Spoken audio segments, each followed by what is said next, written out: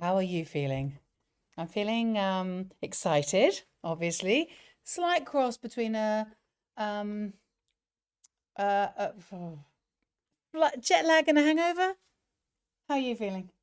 Really good. So we started this match 21 hours ago or thereabouts, and it's going to How are you feeling? obviously take the records for the longest match without Yes. actually playing for most of those 21 hours. But as we know, they did come on court after 2.5 hours yesterday. There was a late start because of the rain. They thought they would get the match finished, but the rain came back just as we were getting to an exciting Oh, point so in frustrating. the second set. So Jessica Pegula edged the close first set 6-4, but Alex, starting the second set on serve, has held her serve twice.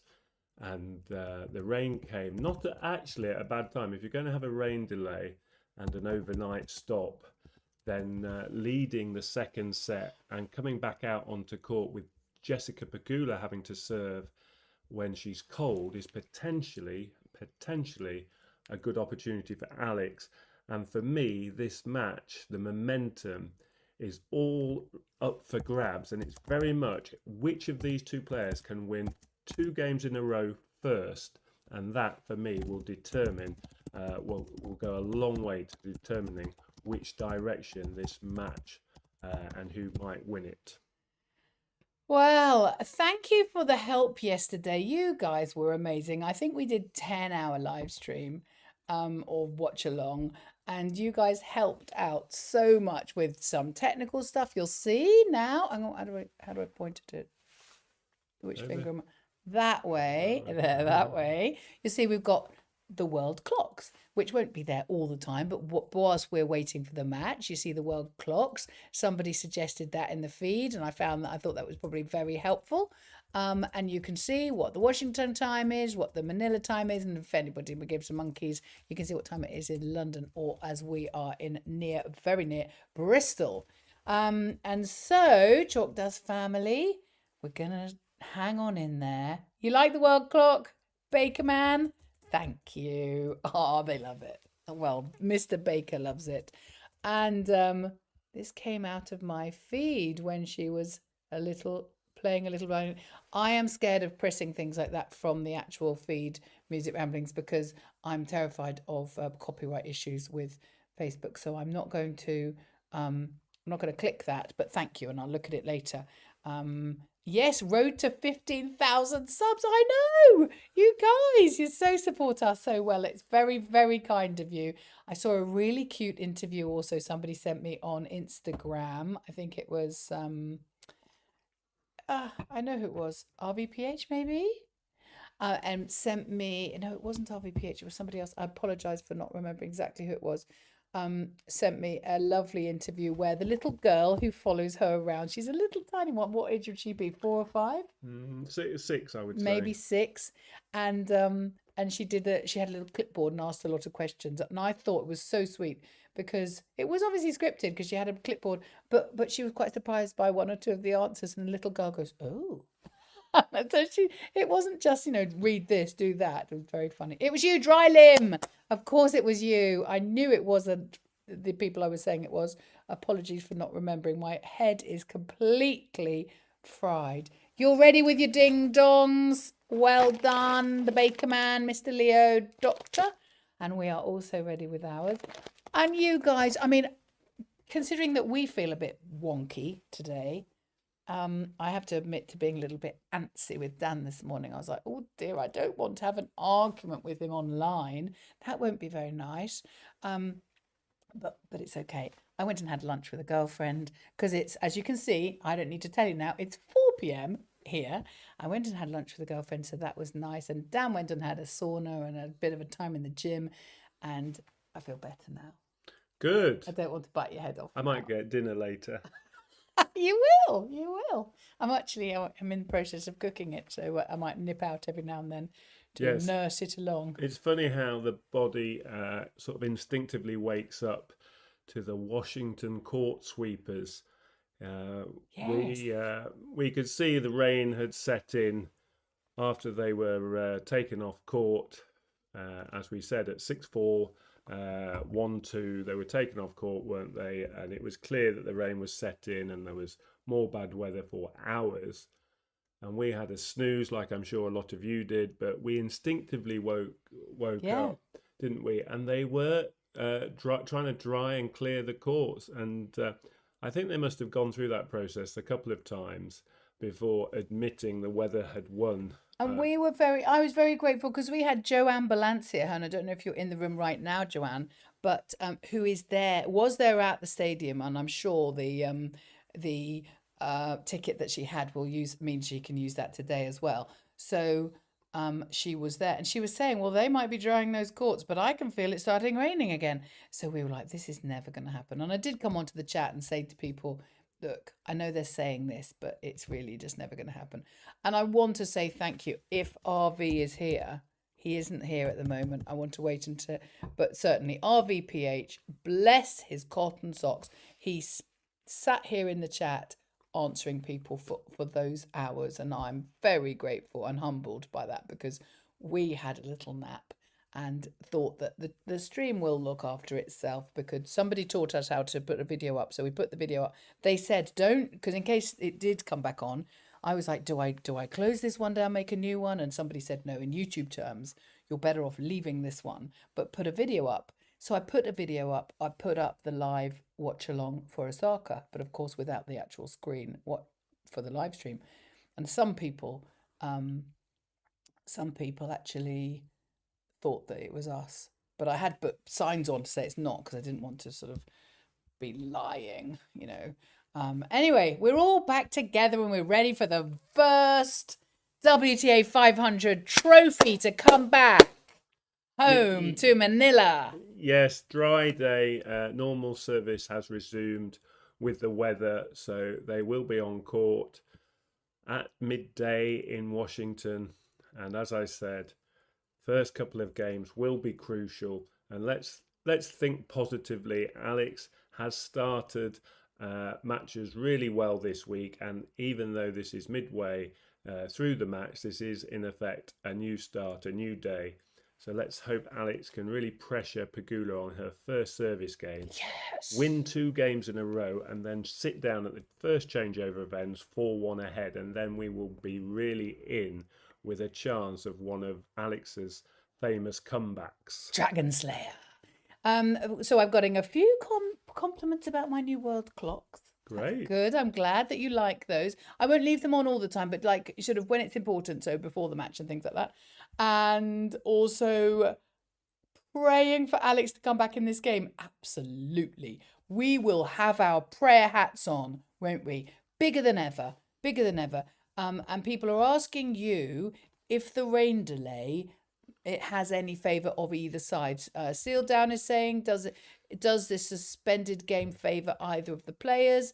And the Baker is saying, Coach Dan, do you think having this match moved to another, is it good for Alex, knowing she always has good starts in matches?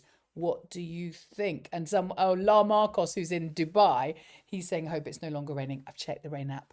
It's not going to rain today in Washington. Over to you, baby. Yes, I think in the context of the match yesterday, Pegula did finish the first set stronger. It was a very close first set, as we know. It was nip and tuck. They shared breaks of serve. Alex got it back to 3-all. She held her serve. And then Pegula, those last 3 games of the first set, she found a bit of form and she just edged that first set. And obviously, Alex did well to hold her serve a couple of times. There were a couple of tight games just before the rain came. So for me, I think from Alex's point of view, she's sort of the underdog, a free shot, a world ranked number 3 player. She and her team would have had a lot of time to analyse what happened in those last few games before the rain came, because that's when the match just edged a little bit in favour in terms of the score, clearly, to Pegula. So that time to analyse and go through with Alex from Joanne Bosch's point of view, possible sort of little tweaks in tactics or focusing on Alex's strengths, what worked well in the match, doing more of that. the time for that from Alex's team will have obviously been there, and they will have used that time to maybe give her a bit more sort of belief and the possibility of putting that into the second half of this match, which wouldn't have existed. They wouldn't have been able to have such in-depth chat about how the match was going. So I think that favours Alex, because I think from Pegula's side of the net, much as they can obviously do the same, and she can discuss with her coach how the match is going, and then anything Pegula can change or add to her game, she's expected to win.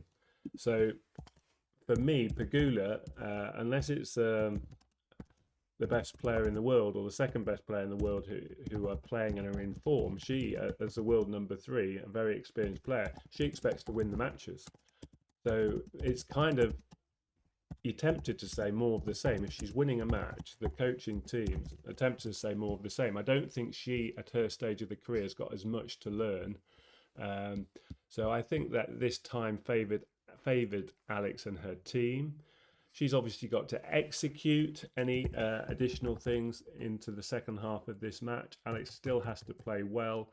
There's just less wriggle room. There's just less space to work your way into a match, work your way into this second half of the second set. She's just got to be on it and go straight away. Now, if Pegula's level is dips, or she doesn't play as well, that's just going to help Alex even more. But you always have to expect your opponent is going to be playing well. And as we saw yesterday, Alex really just has to be a good passage of play where she's mistake-free, and some of her best tennis just sort of consecutively, point after point, follows. And this will give her a bit of a chance and possibly break away from Pegula in this second set. But I didn't feel there was much in it yesterday. There was a bit of experience, a bit of quality when the score got to the business end of the first set, as I said. But there really wasn't much in it. Alex is very close, as we know. She's really improving. And for me, it's just about whether she can hit her spots, find her best shots at those crucial moments. And every game, really, in this remainder of this second set is crucial. One of the things I absolutely love about our community, though, our famalam of chalk dusters, is that we're all saying, God's will be done. We're celebrating Alex today, during this match and after, whatever happens, because she has completely blown us out of the water all week. I mean, I said it last night, I'll say it again. We didn't really expect her 100% to win any of the matches this week. In fact, I think she was less than 50% every match. And now she's almost laughing at us, going, okay, if you're not going to back me before we start, even though I'm less than 50%, and well, obviously we have been backing her, but so here we are. She's coming along, but everyone here is just going to say, well done, whatever happens. We want you to win. We're going to support you. We're going to scream for you. We're going to pray for you. But we love you, win or lose, because this is not really a loss. If she loses this game, this is winning the semi-finals. This is being in her first WTA final, 500 final. And that is just wonderful. And I think that we are possibly one of the few places where you can hang out where almost everybody, I think everybody thinks that. Everybody's like, we just love her, whatever. Yes, it's so exciting at 21 years of age. Yeah. In her, I keep reminding of the obvious, but it's worth reminding. It's really her second full season on tour. It's only her second full season on tour, and really her first full season at the highest level, week in, week out. Yes, she dipped into some of the highest level events in 2025, but this year, apart from really Birmingham, where she dropped down to the 125 level at the start of the grass court season, because she'd finished at the French Open earlier than she did at Wimbledon, she was able to take in an extra week's preparation on grass. But apart from that week, she's really played the main tour mainly 500, 1000 events and the Grand Slam. So it's exceptional to think this is her 55th match of the year, and she's winning the majority, well over 60% this year, coming into this match. So that's tremendous, and even more impressive, the last 20 matches, she's been on a significant winning run, winning 16 of the last 20, her last 20 matches, confirming her strengths on grass and hard. And this week has been great because she's transitioned from the grass courts back onto the hard. We know she loves playing on hard, and her game is really effective on hard court. But it's been quite a few months, so for her to hit the ground running so impressively in Washington gives us great hope for the remainder of this season. August now, we've just turned into August, and September and October. These next 3 months are all on hard courts.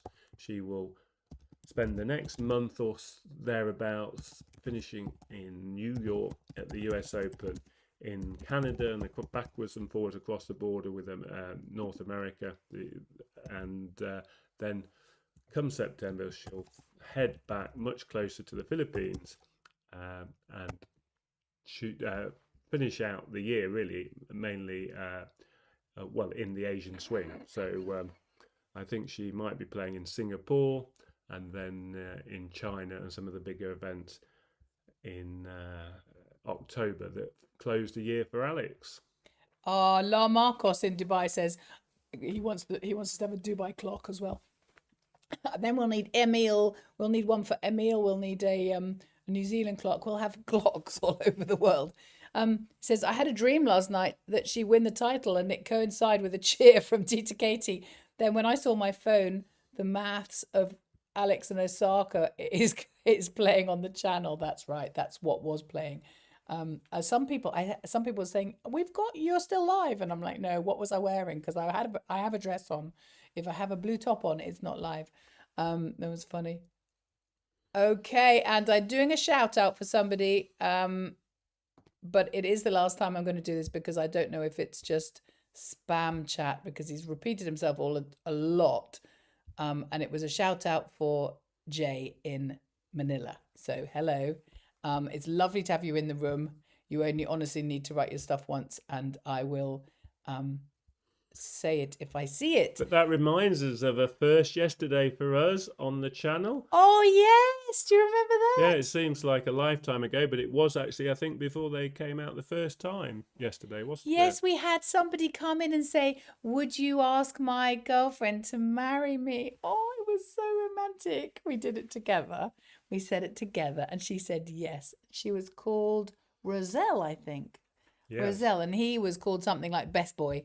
And then within about 30 seconds, she responded on the chat and confirmed that she said yes, which I thought was even more remarkable. Oh, very, very lovely. Very, very lovely. And thank you for, I'm very, very grateful for the moderators in this channel who I sometimes just sort of moderate bomb people and say, oh, you're a moderator now. And I'm very grateful for your help, because you guys know that I'm not the best.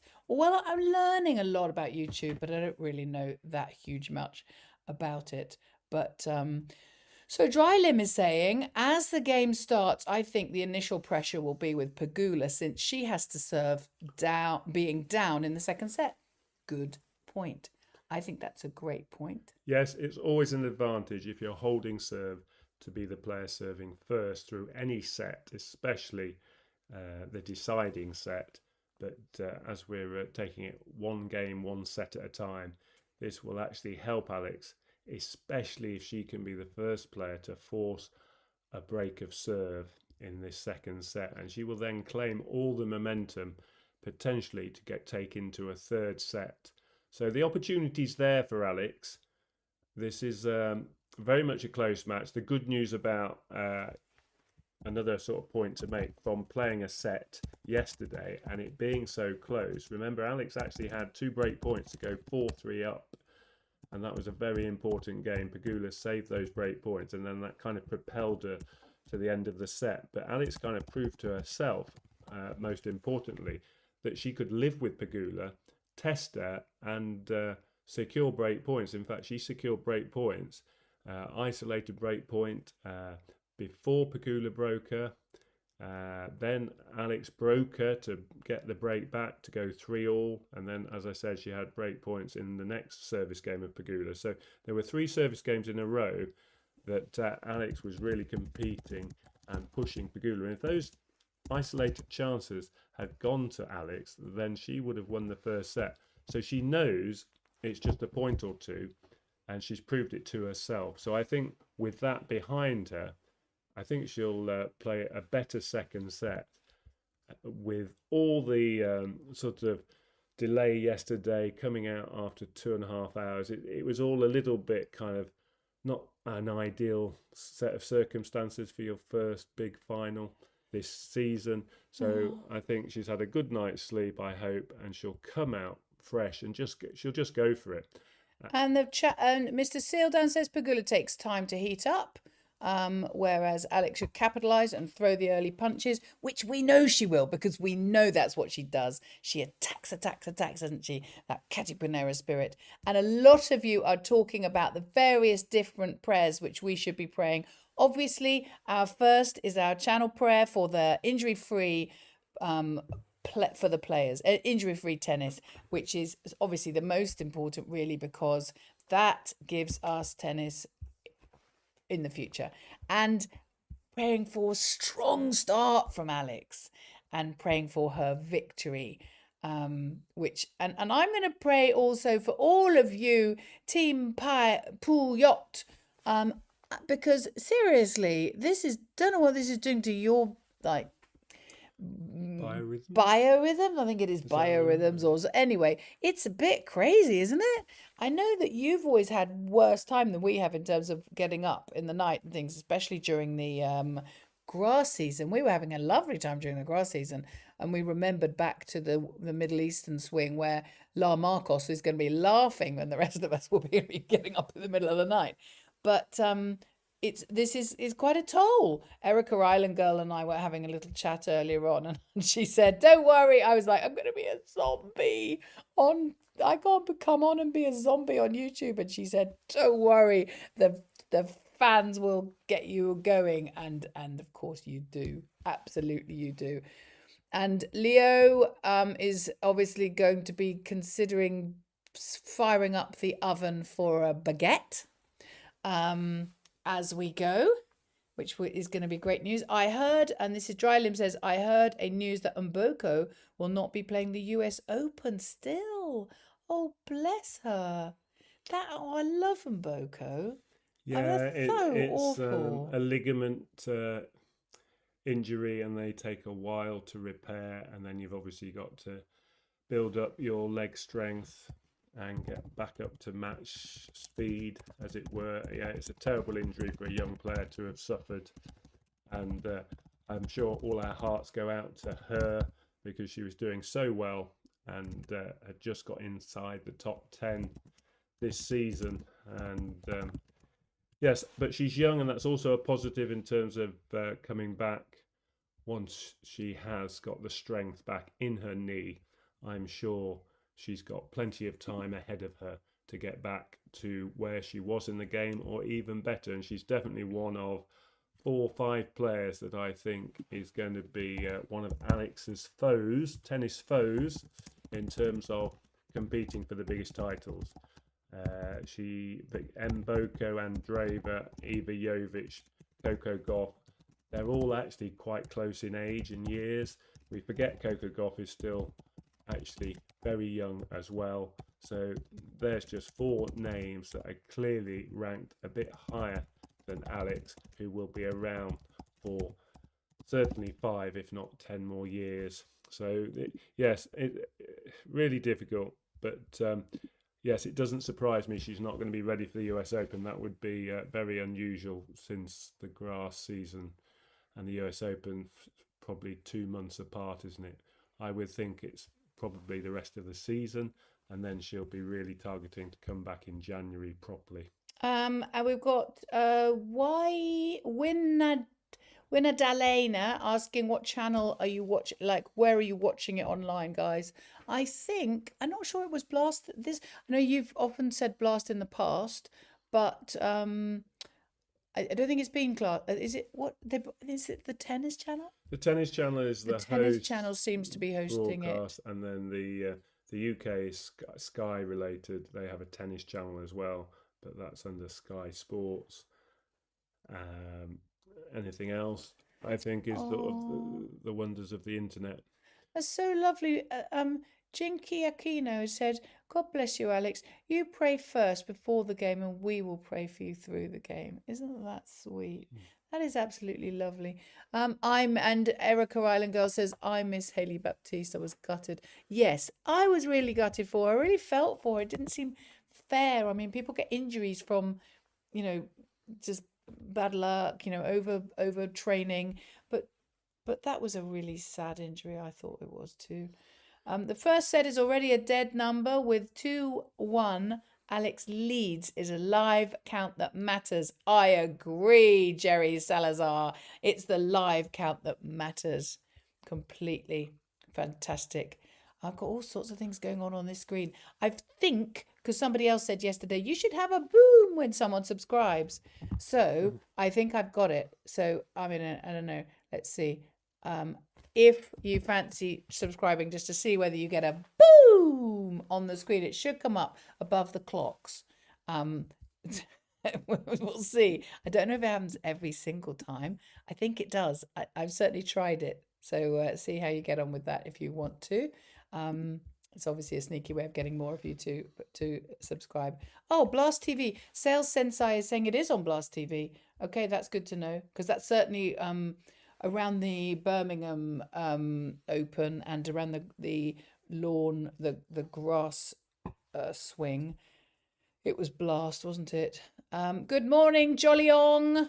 New day, new opportunity. Absolutely right. Team Pool Yacht is Team Poo Yacht is really out in force, isn't it? And Super Jane is saying, praying now. Praise God for you both. You are a blessing to us Filipinos. Love your Tagalog accent, especially when you exclaim Laban. And Katipunera, ang galing, mabuhay kayong dalawa. Sus Mariosep. Yeah. And what was my other one? I got a really cool new one. Something with a putt.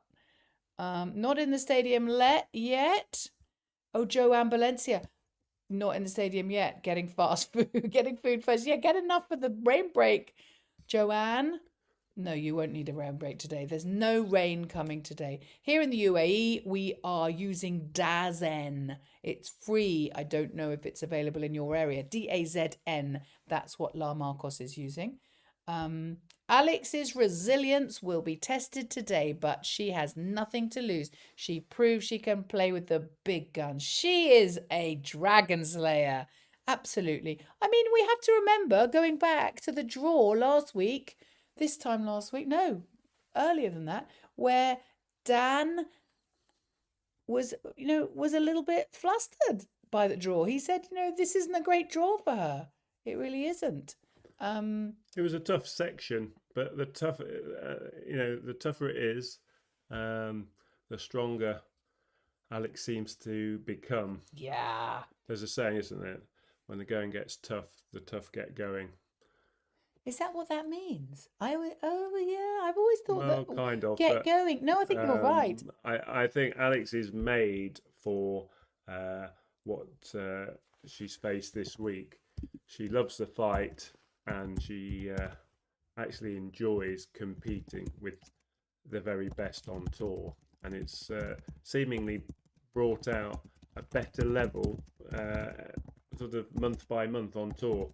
I think with the exception of the clay court season, which is a difficult surface for a lot of players, and Alex is not in the minority by any means. That's really a part of the season where she just has to do her best, but it's never going to be anywhere near her best surface. So she's just trying to battle on clay and get as many wins as she can. But on hard courts and grass, now we're talking at this point in her career, with all the success we've seen, we're very much focused on achieving deep runs in events, and the wins will come. The wins will come the more Alex puts herself in this kind of position and has these kind of performances that she's shown in Washington. It will just be a matter of time. So we don't really need to focus on when or if. Sorry, we don't need to focus on the if. It will all take its natural course, and it will happen, because she is proving her level is living with all these other elite players. Yeah, absolutely. Just for the people who are not aware of this, anyone who's worried about the weather in Washington right now, don't worry. It's wall-to-wall sunshine. I'm sure Joe Ambulancia will agree with us, which she will pop in and tell us when she's got her fast food and she's settled down in her nice seat. But we certainly, from the weather app that we have no problem with the weather. So don't worry about that. You can see the time, and you can see that it's coming. We're coming on in 28 minutes. We've been asked, where was it? It was a bit higher up. Please consider renaming Team Puyot to be Pangkat Puyot, which is a direct translation to a full Tagalog, and it rhymes. Okay, Pangkat Puyot. What do you think, everybody else? You like that? And yes, somebody said they like my charo. I don't know whether I say that right. I never know if they're actually just being funny, if I think it's very funny, or whether I'm getting it right. When I've been to the Philippines and met some of you, we're going to, or maybe I'll do it when we go to Jollibee's tomorrow. I've actually, for today, hang on, where are you? What time is it? No, it's Wednesday. We're here Monday, Katie. So it's in 2 days' time. Oh, okay. I'm so tired. I'm sorry, I'm a zombie today. I'm just excitable. And so on Wednesday we're going to make a video, obviously. We'll send you a live from London, Leicester Square, Jollibee's. After Jollibee has beaten McDonald's today. So we're very excited about that. And but when I've actually spoken to some Filipino people, because it's lovely that we chat, but we chat through text and I can't hear you. So I need sort of like little voicemails that just go, if I get like Team Puyot honor, because I know I say kaya mo yan, and I think I say that right, because Melanie Ann, one of our subscribers, she sent me a voicemail telling me exactly how to say it, which is great. So kaya mo yan, I think I say that right, unless Melanie Ann was having a joke with me. Oh, sus Mariosep is the equivalent of oh my god in English. Yeah, but is it rude? Because see, I don't really like to say oh my god. I say oh my gosh. I wouldn't allow my children to say oh my god, but it's not terribly rude, but it is a little bit rude. I actually worked in Jollibee as a manager for my first job, the sales sensei says. That's interesting. Dan, one of your first jobs was working at McDonald's, wasn't it? As a youngster. And it's seen as the really good career path in this country because they train people really well. Is that the same for Jollibee's? I don't know if it's the same for Jollibee. But it was the same for you, wasn't it? You got well trained as a real youngster. When I was a student teacher, when I was training to be a teacher, I worked part-time and did some hours really to pay for a student teacher's life, really, or support it. But yes, a lot's changed in McDonald's. They didn't even do breakfast when I started there. It was just what we would call burgers.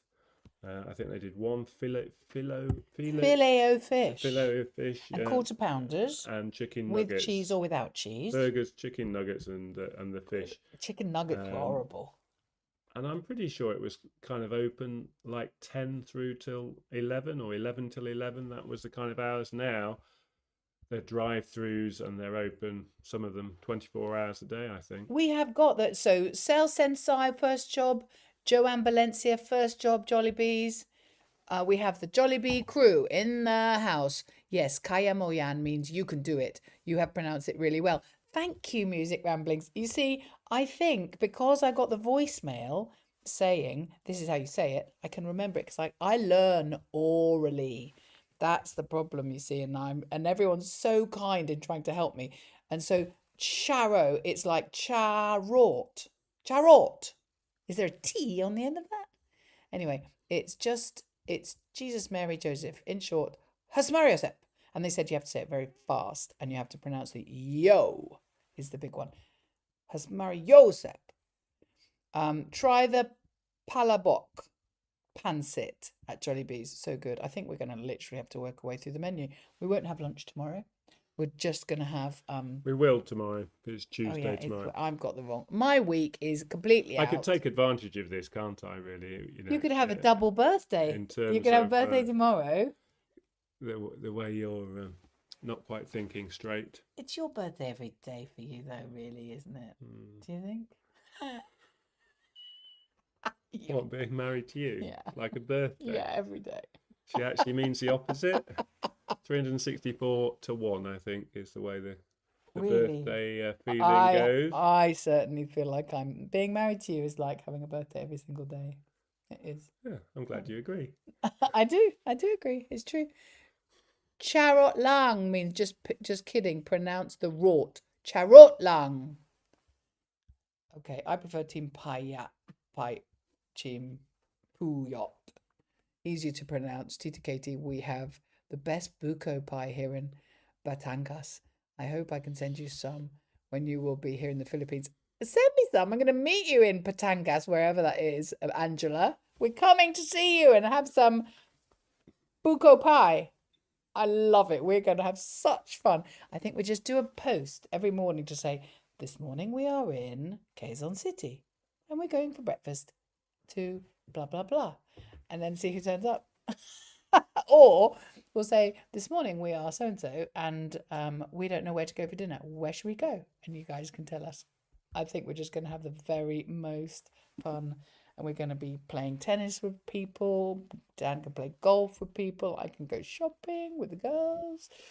And get to the Nike store. Yes, we're going to get to the Nike store. Erica Island Girl and I have been having a chat about that. It's quite important to get the strategy right. You have to go because it's 3 days before you go in. You get a tag, I've been told.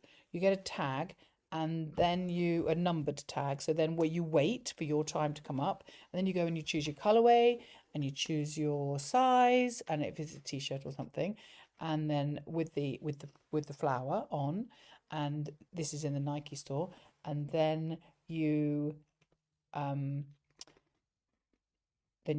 wait, and then 3 days later you can go and collect it. So it's like the first thing we do when we get there. Please bring out the Philippines map. Yeah, you know what? I need to do that. I've got the map of the world. I was actually talking with my friend at lunchtime about this, and I was saying we need to go back into the room that we were in the winter, and we need to make it. Go and get it. Yeah, sure. With the oh no, we've got the pins here. So I've got all these pins, and I just need to pin where everybody is because Winadalina is watching from New Zealand. Well, you see, it might be different for you then what channel we're watching. Palabok is not available in Jollibee UK menu. Oh, well, Music Ramblings you would know because you live in the UK, and that's my place. Ah, Theodore Moringa. So you've got a fellow chalk duster. Batangas. Is Batangas somewhere we should go? Tagalog slogan of Alex. Pick a word from there for our team name. Yes. Well, that's a good idea. And I do know that tasting Philippine mango is a must. Oh, I want to have mango sitting on the beach. I want to kind of like peel it myself and just sit in it juicy down my face. I love all that. Look, I'm hoping I'm seeing people lots more subscribers, and it's not always popping up here. So I didn't mean to put one over on you, but I know sometimes it is popping up there and sometimes it isn't. So apologies for that. I think it might be every 10th person. Oops, sorry, it's available here in California. I thought it was everywhere. No, don't apologize at all. Not at all. You mustn't apologize. That's what you have a Jollibees in California. Or are you talking about the TV channel? I don't know. Oh, Dan's doing the map for me. Wonderful. Oh, he's got the... Honestly, we might as well not have pictures on the walls anymore. I was talking to my girlfriend whilst we were having lunch and today, and I was saying to her that I want to get the room set up so that we can, like, because this kit is in our lounge and it's sort of here all the time now because we're obviously every day or every 2 days we're doing these. So I'm thinking we're going to make up another room so that we can sort of shut the door on it and have a lounge as well. And she was saying to me, yeah, and you can have a member of the week.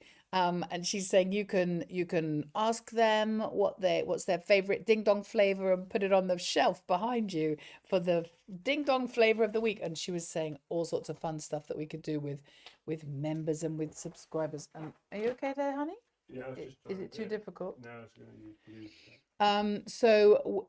So that's one of my next. Oh, there you go. There's a subscriber. Who is it? It's Peris del Castillo.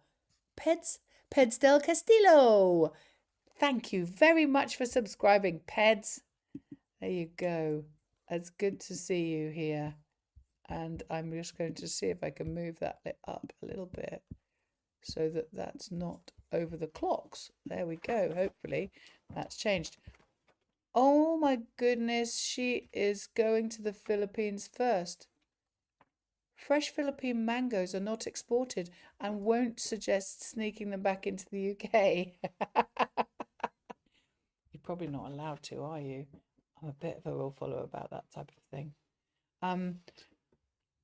But I'm definitely going to the Philippines in January, aren't we? We are. We are. We would really love it if we could get the Filipino, because Dan's so tall.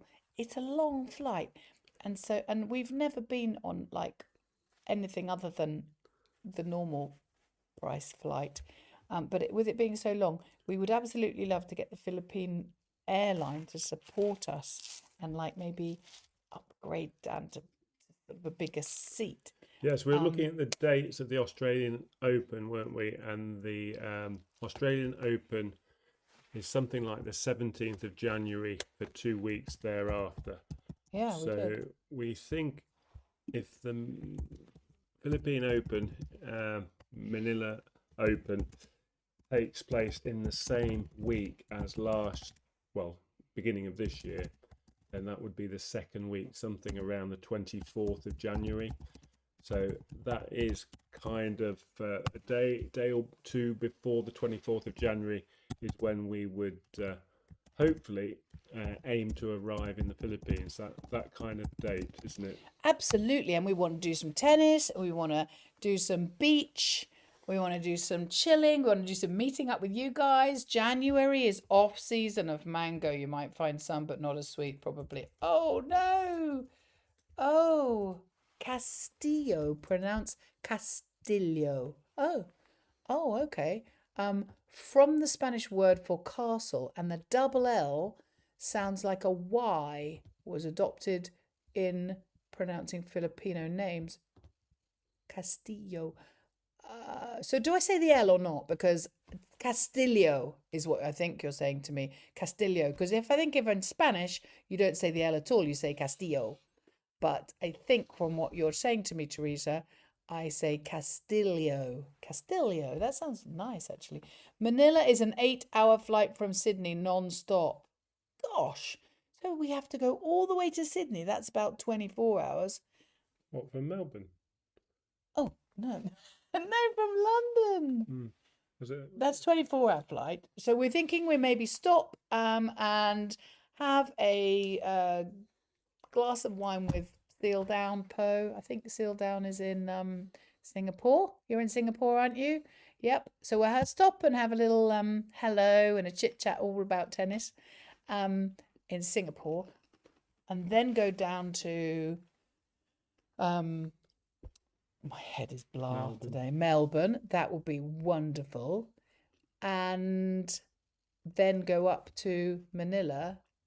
We pronounce the L, Seal Down says. Okay, thank you very much. So Diane Castillejo. Am I saying that right? Sorry, and it's not a language lesson. I know you're here for the tennis. DJ Nemo Marvin says, good day, Katie and Dan, and to the whole community. I am at work and quite busy. We'll try and glance on the phone every now and then. I'm hoping and praying that Alex gets this. Yes, Marvin. Marvin's with us. He's with us in spirit. He's with us in prayer. And he's also working. Yes, Mr. Sildampo is in Singapore. I thought so. I try and remember. I feel like I know you all. It's so lovely. Literally, I was telling my friend at lunchtime. I was telling him about all these different people and all the lovely things you guys get up to and tell us about. I said in yesterday's stream, when your schedule permits, it would be great. You come over. Let's meet at some point. Bar, resto, venue. Do a live watch along whilst Coach Dan is on the mic analysing. Oh, Jollibee, that would be great. Whereabouts are you based, Jollibee? Are you somewhere in the Manila metro, or are you near a beach? Singapore Airlines is still the best going down under. Is it? Yeah, I think they are very, very good. I think so. We will probably go London, Melbourne, or Sydney. Manila.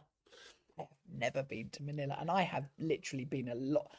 Dan's bored by me when we talk about anywhere in the world, because literally I've been to almost everywhere, but I've never been to the Philippines. Yeah, that would be great. The Australian Open actually starts really early in terms of the month of January, because they built in this extra week at the start that sort of has a bit more than just the qualifiers. So the 11th to the 16th, we will be targeting arriving just before the 1 Point Slam, which was a great event. I really want to see that. That's a fun event. The Wednesday, Thursday, I think it'll be the Thursday of this new additional week, which they kind of build up and try to get as many fans in for both the qualifiers and some of these fun events. A bit like the US Open is doing, these mixed doubles, the exhibition Alex is doing with João Fonseca, and then the mixed doubles event where there are 16 pairs. Alex is also doing that. That is going to be the week before the singles main draw starts, and it's the same in Australia. So we're going to try and get to Australia something like the 12th, 13th of January. And yes, 9 or 10 days there at the Australian Open, and then hopefully catch up with Alex's first 2-3 matches. Let's believe that she'll get to a seeded position in round 3 or better. So we'll try and get as many of her matches in, and then we'll see when the Philippine Open is. I don't think the whole schedule's out. Australian Open's dates have been announced, but the whole schedule is a bit of a mystery. And whether the Philippine Open will be a 250 event, which will mean it will have to move, because you can't have another main tour event overlapping with a Grand Slam, and that's why the 125 events can, but a 250 event couldn't. So that's still to be confirmed, and that's why we can't really confirm exactly. No, we won't. They understand when we get that. across to the Philippines, but I think it'll be around the 22nd or 23rd. And we will spend some time, because what we try and do every year is we actually try and leave this country for February. And as it is, because of the tennis, it's being pulled towards January. But we will. No, we used to live in China, so no, not our first time in Southeast Asia by any means. We've been a lot to Singapore, Thailand, Vietnam, China, obviously Hong Kong. So yes, only 10 minutes to go. We're talking about that. That's very exciting. And Mr. Jerry Salazar says we ought to come before New Year, which would be fun. But we've got 5 children who might have something else to say about that.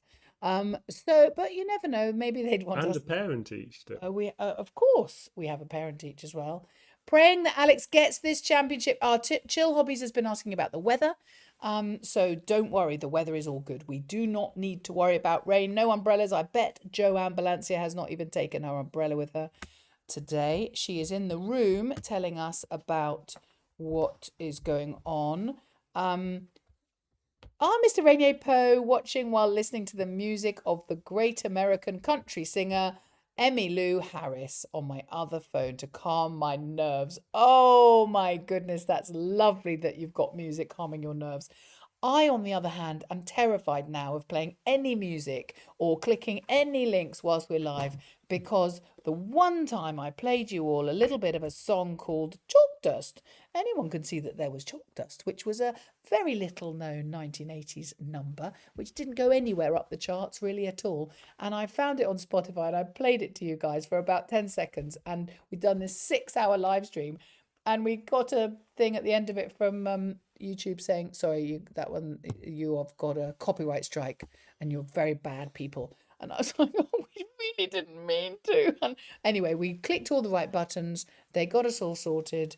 And they took the piece out, the 10-second piece out of the little known song. So nobody will ever hear it again. And I'm afraid you'll never hear music on this channel. Unless it's you singing. Of course, oh, yeah, that's probably not called music. Have you been in Asia? Yes, we've lived in China. We lived in Shenzhen, just over the border from Hong Kong, and we lived there for a couple of years, and so we have spent a lot of time, Vietnam, Thailand, Hong Kong. I lived in Australia when I was very young, for a year when I was 18, and that was fun. And we've been to New Zealand. No, Dan hasn't been to New Zealand, but I love New Zealand. One day we'd like to go back and walk the Abel Tasman Way in New Zealand. If I drink wine, I like to drink New Zealand Sauvignon Blanc, if anybody cares. So that's another thing we'd like to do in New Zealand. Greetings, cloudy, bright here in DC right now. That's from Random Joe. Alex Eala for the winner. Absolutely. Decided to work overtime to keep Uber ice cream. I think that's a great idea. Good job, Dan and Katie, showing the time for 3 countries and the map. Good idea. Oh, I love it when I do a little tiny change. Although this was recommended by somebody on the channel yesterday, and I wasn't sure how to do it, so I spent some time this morning after waking up very late. What about the Auckland Open? Well, what's the dates for that, winner Delana? Tell us the Auckland. Sister Maria is here to lead our prayers, and she's starting off with rain, rain, go away. Don't come back another day. What are you saying? We don't have. Dan's just. What? No, I'm just letting you know. I'm going to see if I can solve that. Yeah. Okay. No problem. New Zealand is really beautiful. It's a live painting view. It really is, isn't it? I love New Zealand. Yes, Maria Carmela is here with her prayers. Thank you very much. We have been praying already, and we're glad to do some more of that. And Atencio Elma, New Year's Eve in the Philippines is insanely beautiful and dangerous. Fireworks and firecrackers everywhere. The whole mega Manila becomes a war zone. Oh dear, I think I might not be doing that. Queenstown is very nice. Yes, I've been to Queenstown when I was a lot younger. I hitchhiked all the way around New Zealand when I was 18 with a friend from school. It was great fun. Where did you get your t-shirt? Kath, I bought him his t-shirt. It was just like a funny joke. I like it. And he's been wearing it all week. We have been cleaning it in between times, and he made it. It was important to say that we have been washing it, because he's now got it on as his lucky Washington DC t-shirt. All live stream in YouTube is full of viewers. Well, absolutely. I'm not surprised, because everybody is just. Well, that means they're all being Team Puyot. I got my hot and spicy ding dongs. If I'm getting anxious and nervous, this is Erica. And during the match, I'll reach for that. Well, that is very, very good of you. Because honest. Sorry? Oh, Dan is just chatting with his son. I think his son needs some help. But we're all good. So I don't know what they're talking about. 5 minutes to go. Hope this goes live on time. Well, we hope so. Somebody else has just said maybe 12:30. I think the game officially starts at 12:30. So many live streams now, all about Eala Pegula match on YouTube. Are there? Well, we've got our own little safe space over here. You can go over to them if you want to. But also we have our own little prayer space, safe space, fun space, party space here where we all, I don't know, I feel like I've got to know you all. So I'm half listening into what Dan's on the phone to his son. I think he's got a technical issue. But I'm sure his son will help him out with it. I think it might be one that I can't help him with. But hello, Coach Dan and Katie Nadragas. There you are. Great to see you. British are most welcome in Hong Kong. Hong Kong is once a protectorate of the British government. The last governor of Hong Kong is Chris Patten. Yes, I remember that. 1999 he left, didn't he? He handed it back to Central China last December in 1998. Dan, is your microphone on? I just need to talk to Dan a second. Come here, just give me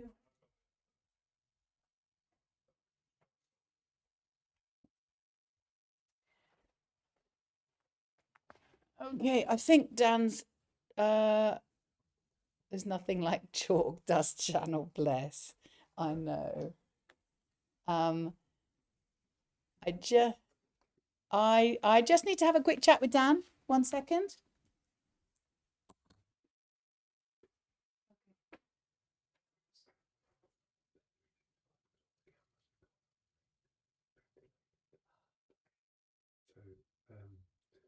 I was going to tell them. We're just going to have to see if it comes up. Yeah. Guys, we have a little problem that I think you guys will probably help us out with. Our usual source of the actual pictures isn't around. Does anyone who's in the UK, I think Music Ramblings might be able to help us with that. At the moment, the Sky Sports tennis channel is showing WTA Toronto because that started. And because of the rain delay, we weren't expecting this, but we're not sure what sort of global TV companies have got. Now, it may well be. I'm just going to ask them exactly for the solution. Yeah, okay. Mr. Music Ramblings, do you know anyone else who's in the UK? Is there anywhere that you can suggest we can watch the pictures from? They might solve this. It may well just pop up any second now. And as I think it was Mr. Sealdown, it could have been somebody else said, it looks like when Andalina is having the same problem. Yes, it looks like a lot of us. This channel is becoming... I think we might be okay. Oh, Dan thinks it's probably solved. It was just left to the last minute. Is it? Do you think it's solved? I think it's solved. Oh, good. Please don't forget to like. So, Mr.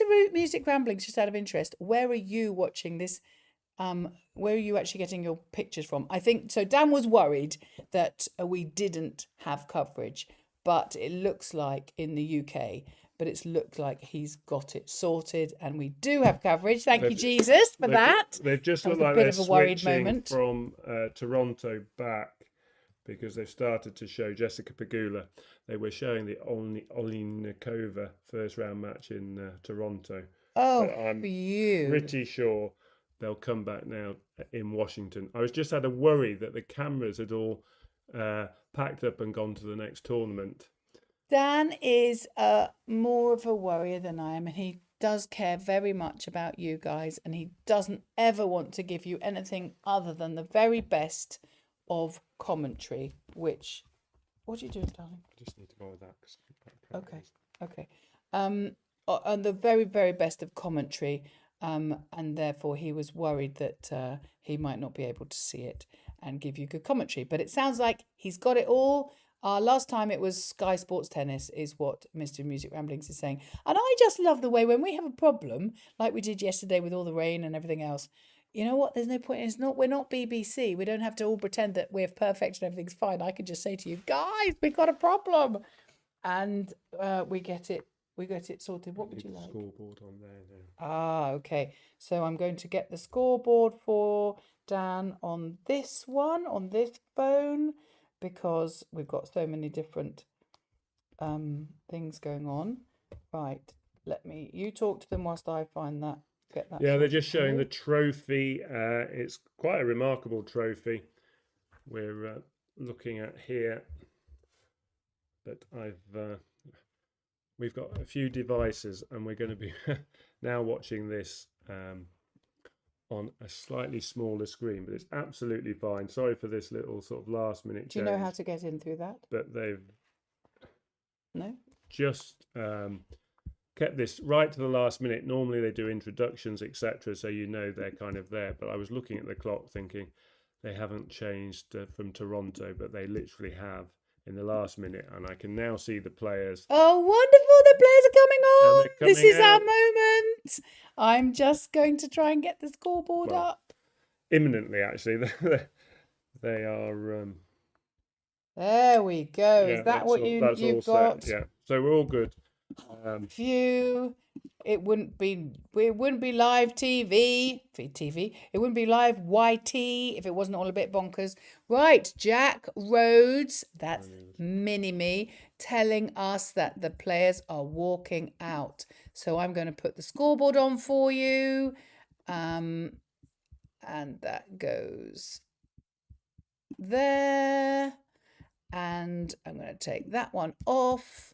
And then we're going to make sure that that goes, browser goes, I think it's there.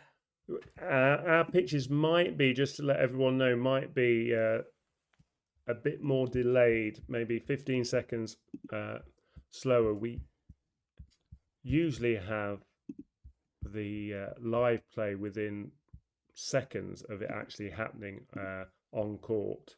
So I'm just flagging that up because we're usually very quick, but I think today everything's just a tad slower. But it is, the court's in perfect sunshine, blue sky, few clouds about, but I'm glad they're actually playing. I wasn't sure yesterday. This is very unusual. This does not happen except at Grand Slams. So you have to go back a long time ago, even in Grand Slams, where they've carried over the final onto the next day, which is usually a Monday.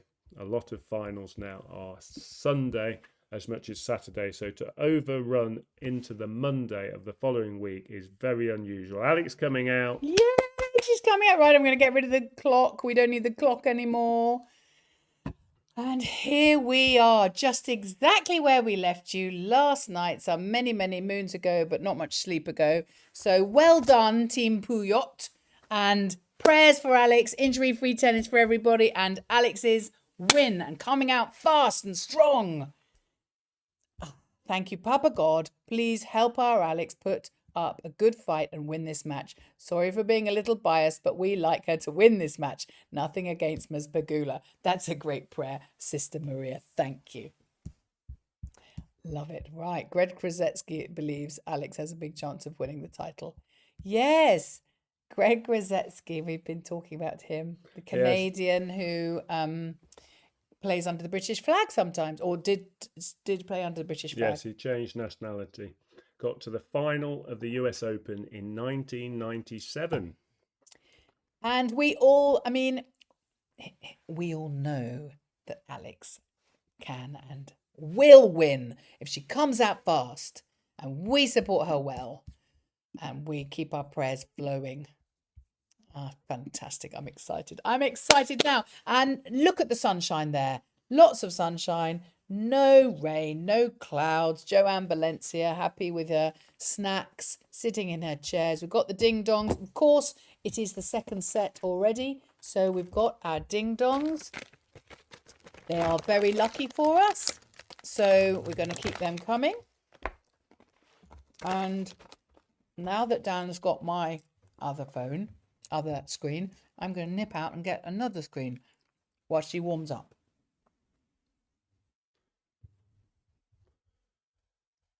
Okay, so warmer conditions, that will have a slight bearing on the ball and the speed today, but we're talking fractions, but it was obviously very heavy conditions in comparison yesterday, so this will be more as the players would normally expect in sunny conditions, so we might see better serving today.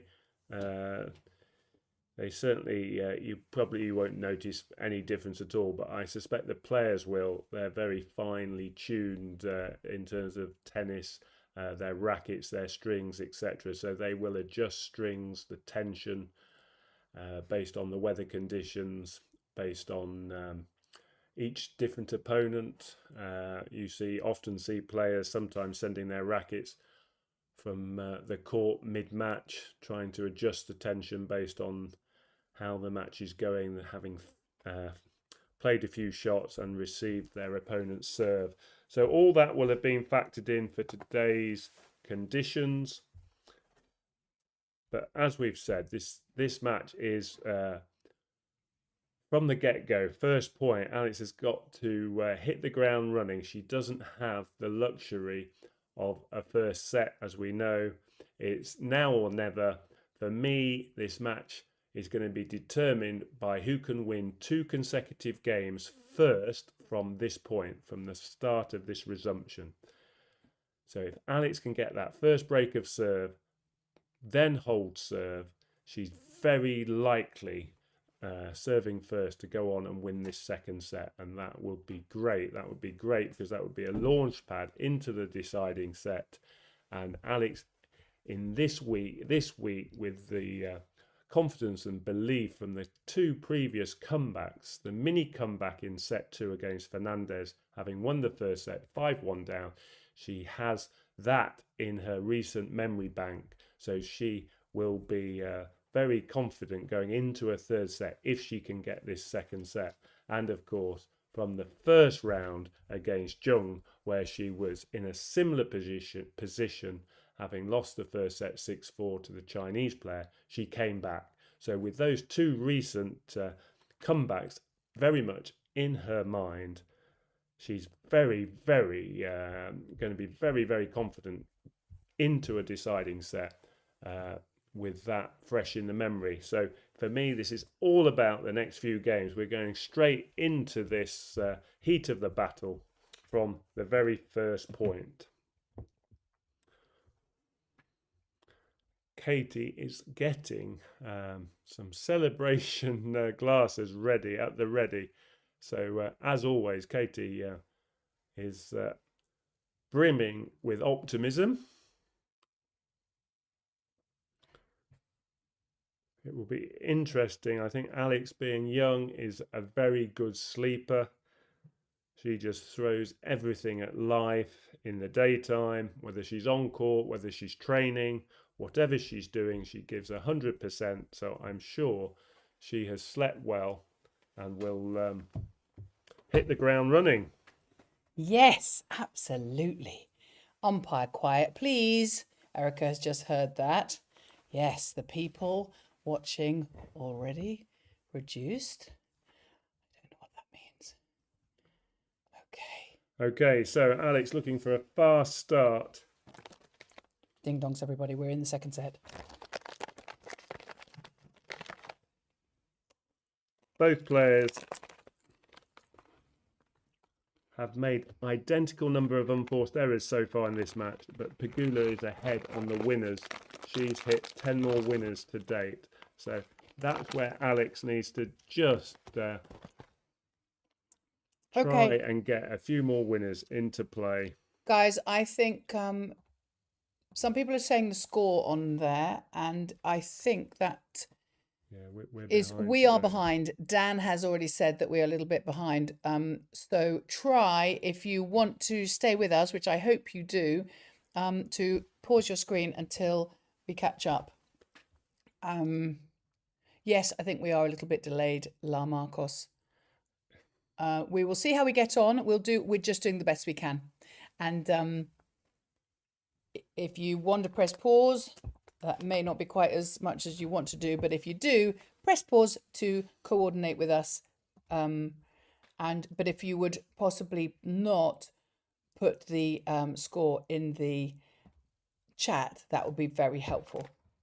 Thank you for trying to adjust. Lovely. Really appreciate that. First point's underway. I know it's slightly behind today. Really sorry. First point, Alex from the back of the court goes cross court. Pegula cross court. Alex goes down the line with a fierce backhand winner. First point to Alex in this important. That's what we want. First game, leading 2-1 in this second set. Pegula serving. Love 15.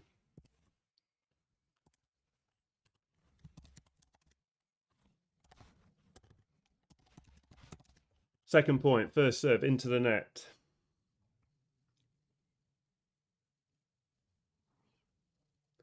Second serve is good. Alex goes cross court. Pegula slice backhand. Alex now goes to the forehand side of Pegula and she nets again. Love 30. 2 very good points to start. Alex seeing Come on. the ball really well.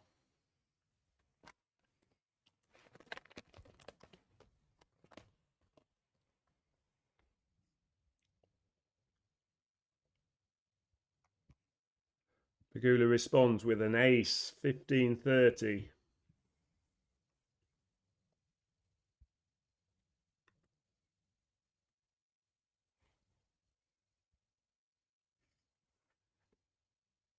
Emil Damien is saying, have you tried refreshing your screen? He's very good technically. We will have a go at that the minute we get a chance. Alex, Isapa.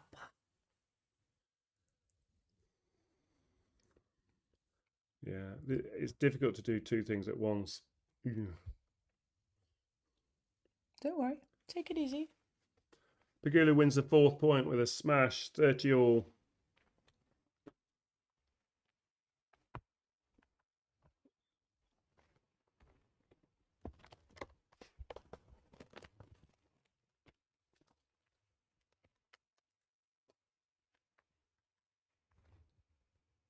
She serves again, 30 all. Alex goes for a big backhand return. It's just gone long. And Pegula's come back from love 30 down and now has a game point to level the second set at 2-all and win this first game of the resumption.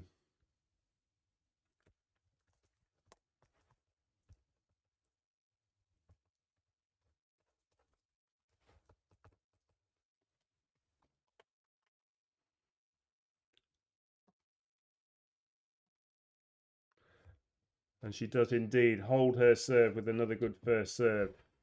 Okay, so we're at 2-all, but that's holding serve, isn't it? That's holding serve.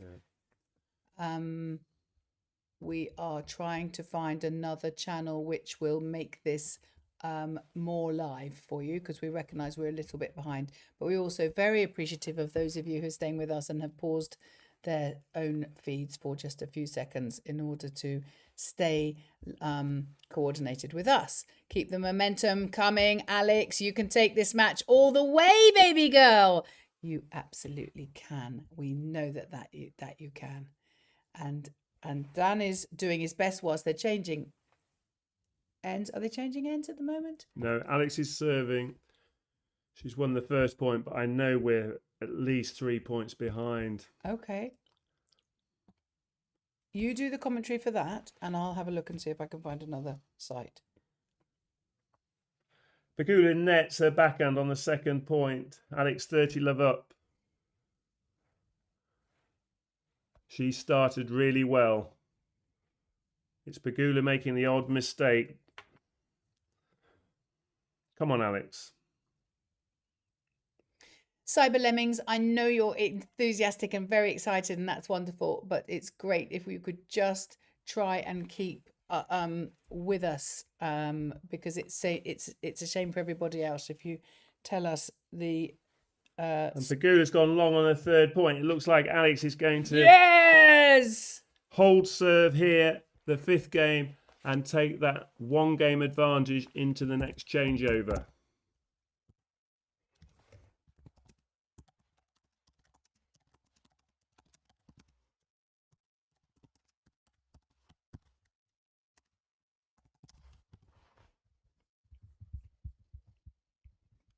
Okay, we are working hard to try and get this to become closer to live. Just And Alex holds to love. She's 3 games to 2 ahead. woohoo! 3-2. She's up. Please refrain from sharing the score. Yes, absolutely, please. Because we know that we are a few points behind, if not a game behind, and we're doing our very best to get faster.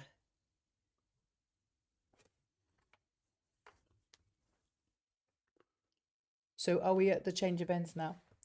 I wonder where do you remember Super? Play.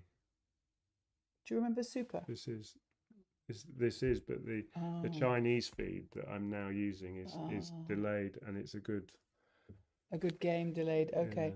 Yeah. How can we use another one? Yesterday you guys were 2 minutes ahead, and now you're 5 minutes behind. I know, but we'll change it. Don't you worry. It's good when we're ahead. It's bad when we're behind, but we kind of don't get to choose what we are. But what we are is, I think, a game up. We are 3-2 up. That is the great thing, isn't it? Absolutely amazing. Hallelujah. Thank you, Papa Jesus. Thank you, Sister Maria. Absolutely. This is just great news. Poor Dan is feeling stressed because of the fact that we're a little bit behind. And I know that you'll all be praying for him and our live feed as well. Can you access Blast? No, I can't access Blast TV. Okay, don't worry. They are absolutely lovely and they love us, and we're just going to be a few points behind. What do you need? Dan is... Okay, excuse me a moment. Okay, how come? Okay. Right, I am going to have a go at solving this. Well, you are, I'm going to do it on here. What should it be called?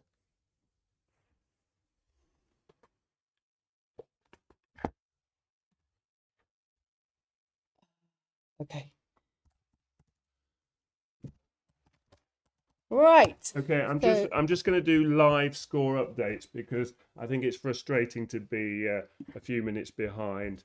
So we're in the start of the 7th game. Alex is now serving. It's 3 games all, but Alex has won the first point of this 7th game, and she is serving. So it's nip and tuck. Both players have held their serve since the resumption. Pegula has just held her serve again, and she did that to love. Alex has held her first service game to love, so they're both doing really well on first serves. But the good news is Alex is 30 love up in this 7th game, this vital 7th game.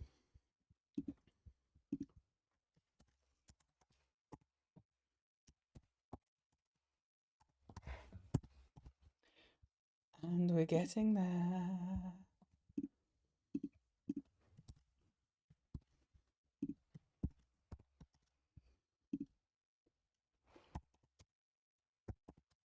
Pegula's won the 3rd point of this 7th game. Alex leading it 30-15.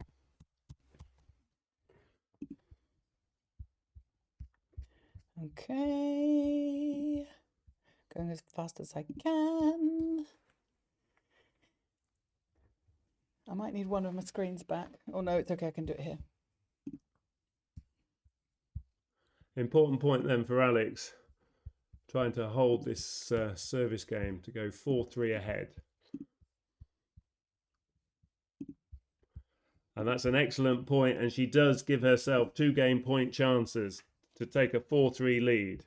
She's now serving at 40-15 ahead, winning 83% on first serves.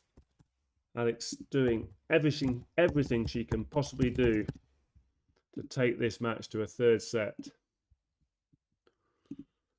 every game she gets closer to 6, staying 1 game ahead, will put even more pressure on Pegula's serving when she comes out to serve. And Alex does indeed hold serve for the 4-3 lead. Fantastic!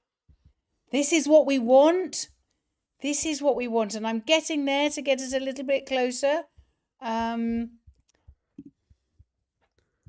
So they sit down at changeover of ends. And since that resumption where Alex started the first service game of Pegula at 1-2, she hit 2 blistering winners to go love 30 ahead. Pegula has won 8 points in a row on her serve, but Alex has matched her and she has won 8 out of 9 points on her service games. So it's all very, very good on serve from both players.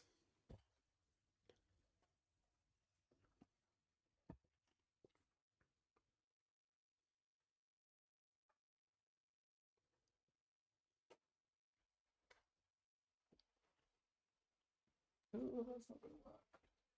Okay.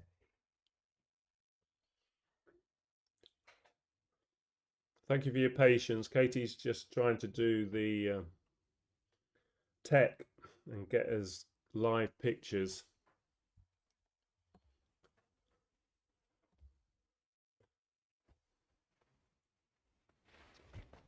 Okay. Nearly there, I think. Just subscribing.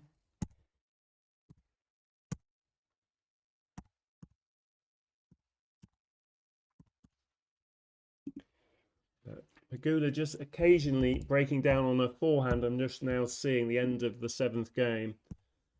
And Alex doing what I suggested yesterday by keeping Pegula moving side to side, hitting to both her backhand and forehand in quick succession. And as long as she can maintain consistency, she's got every chance of taking this to a 3rd set. Pegula's breaking down on that forehand side.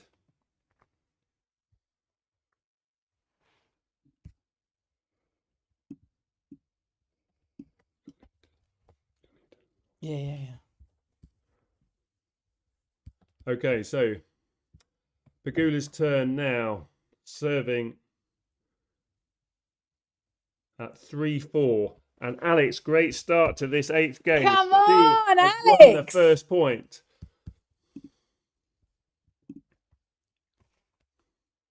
This is absolutely wonderful, and we are so very, very grateful to you for holding with us whilst we subscribe to another channel so that we can get you live pictures and get as far ahead as some of the rest of you are.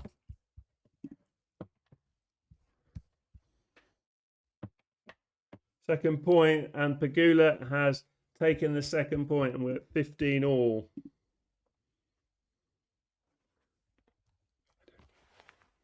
Oh,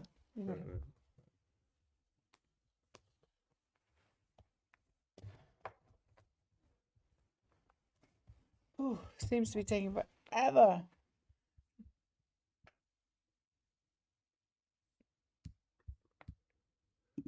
Third point's underway. I'm sure you can see the pictures. Will be very soon. And the great news is Alex has won the 3rd point. Another chance. Really exciting. She's just 6 points from winning this 2nd set. But the most important job at hand is breaking Pegula's serve. She's got half a chance now at 15-30. Oh.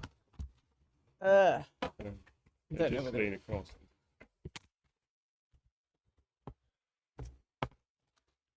You find what you need to find. I think we might be close to being there.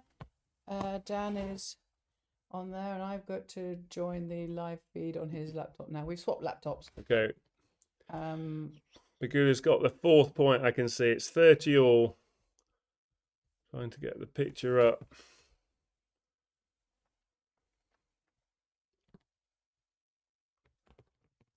It's taking too long.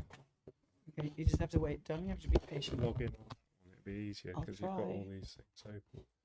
No, it's not because of that, I think.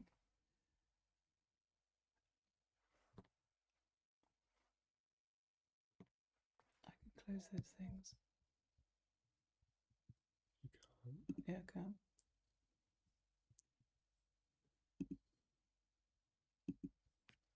It's that side, I think. That means it might not be great. I can't see the score now.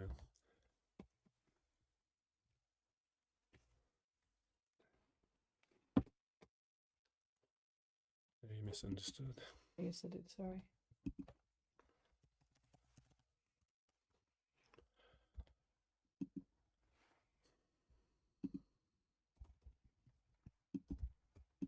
Well, didn't think it could get much worse than yesterday. We are trying our best, and we're very grateful that you are hanging with us.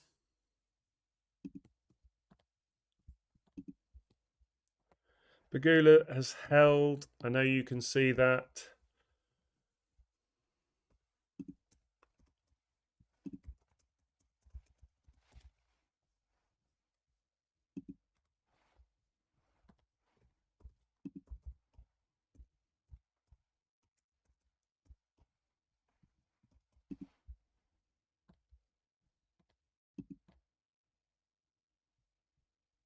Okay, Alex serving. Thank goodness, I've finally got the pictures. Here we go. First point of Alex's service game. And it's a good first point from Alex Eala. She comes forward. Normal service has resumed. Really? Are we all good now? Yes, this is a lot more current. Oh, good. Thank you for your patience. Thank you so much for your patience. Alex serving, 15 love up in this ninth game. Pegula having won the first set 6-4. It's 4-all. It couldn't be closer. Alex first serve into the net. She's serving from this near end, looking to stay positive. Both players holding serve so far in the second set. Good deep return from Pegula, but just too deep. And it's Alex again, once again, going 2 points ahead at the start of her service game. She's 30 love ahead.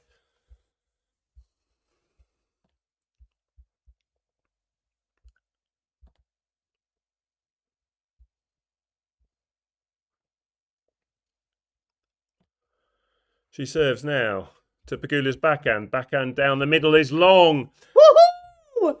Oh my goodness, this is fantastic. And it's Alex's consistency so far on her side of the court that is seeming to be giving Pegula a headache at the moment. She's missing quite a few shots. This is what we like. Alex swings her first serve wide and Pegula nets, and Alex has held serve again to love. Come on, to love everyone. Oh, look at her face. She's just calm. She's under an umbrella for sunshine, not rain. What a joy that is. Fantastic. Right, I'm just going to set up a little bit of what we need.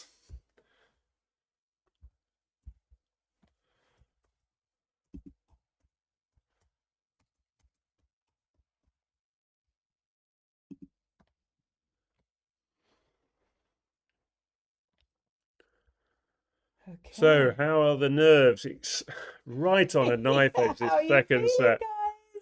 Just to add to the drama.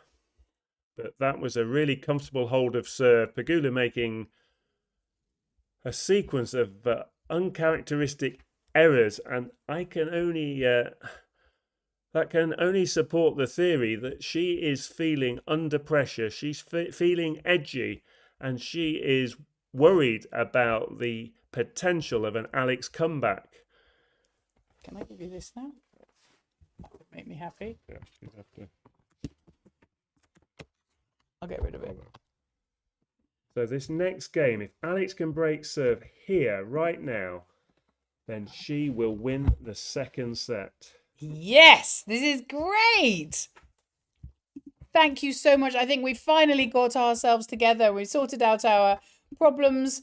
And I'm just so very grateful for you guys that you've hung with us and you're still here in your hundreds and, well, over thousands, 1,300 of you. And I'm honestly so humbled by your kindness to stay with us when you could have sped off and gone faster. Okay, Pegula's First point of her service game, 4-5. She's serving to Alex's backhand. Cross-court return from Alex. It's a good return. And it's Pegula yet again who goes long, makes another mistake. Love 15. 3 points from winning this second set. Oh. Come on, have we got it in us? Let's do some prayers, everybody. Pray, pray, pray, pray, pray. Okay. Pegula serves again. Out. First serve. At the top of the net. Alex will be all over this second serve. She moves inside the baseline. Second serve onto her backhand. Backhand down the middle. Good depth. Alex now with a forehand down the line to Pegula's forehand. Pegula goes cross court. Alex tries a slice down the line. Oh, just a bit long. And it was an interesting choice of shot. It just floated long. Are we daring to dream, everyone? Are we? I am. A confident change of shot choice in that rally, even though it missed, shows you how Alex's mind is thinking. 15 all. Pegula. First serve this time is a let. She'll do it all again.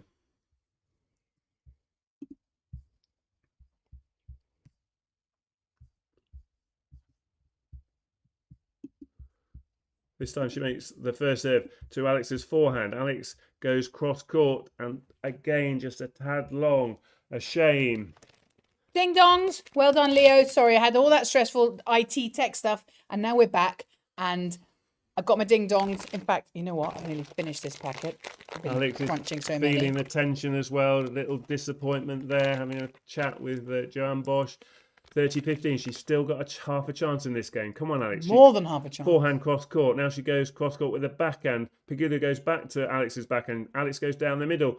And it's Pegula's turn to go long. 30 all. Yes! Come on, Pegula, serve everyone.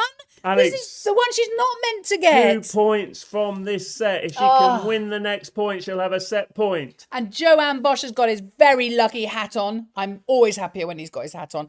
Partly because of his cancer, you know, so that, not his cancer, so he doesn't get cancer. And partly because I love his hat. Pegula serves. First serve. Great return from Alex.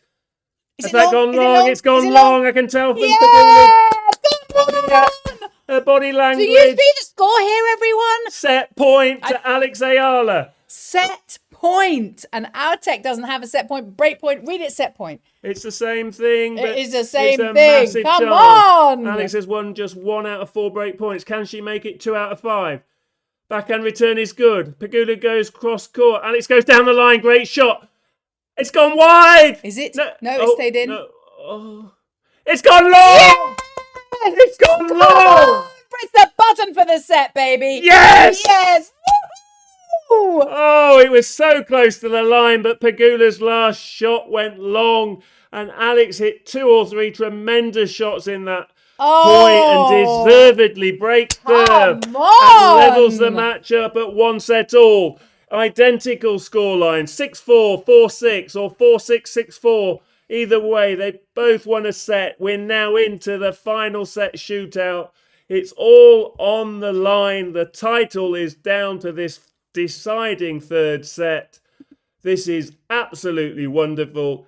Alex is now going to thrive in this deciding set. She loves it. I mean, she's not even coming back from behind. Oh, did we dream of this? Oh, for goodness sake. All those last night, all that crazy. And here we are. Not crazy anymore, everybody. I'm going to put the set score up so that we've all got it, just in case anybody was asleep, which they might have been because you are all brilliant, Team Puyot. Pegula making 7 more unforced errors since the resumption of play. She has not found her level at all. It's Alex who's playing all the high quality tennis on a consistent basis, still serving over 60%, which she has to do. 62% on first serves, but the more important stat is she's winning over 84%. Every time a first serve lands, she's winning over 80% of first serve points. Oh, we love you, Alex. You are just, can you feel her sitting there thinking, it's 1-1 now. It's 1-1. I could do this. In fact, she's sitting there thinking, I'm going to do this. And what are they going to do in Manila? This is just incredible. Yes, apart from the Paolini match at Wimbledon, Alex is on a tremendous run of winning deciding sets. So she beat Jung in 3 sets, as we know, at the beginning of this week. But she also beat Maya Joint at the second round of Wimbledon. She beat Bartonkova in the final of Berlin. She has had a good run of 3-set wins. It's something like she's won 4 of the last 5 that have gone to a deciding set. Right, sorry, I break away to concentrate now on the first service game of the 3rd set. It's Alex Eala starting the set on serve. That could be an advantage the longer this set goes. Alex, first point, goes cross court. Pegula nets. She's all over the place. Come on! This is looking very like some of the games we've seen this week, isn't it? It's certainly turned. Alex has the momentum. She did what I said before play started. She was the first player to win 2 consecutive games to close out that second set. She has the momentum. Now, can she make it 3 games in a row? She aborts the ball toss, taking her time, using the experience, what experience she has had on tour so far in her young career. But it's a better return from Pegula, and Alex's forehand goes long, 15 all.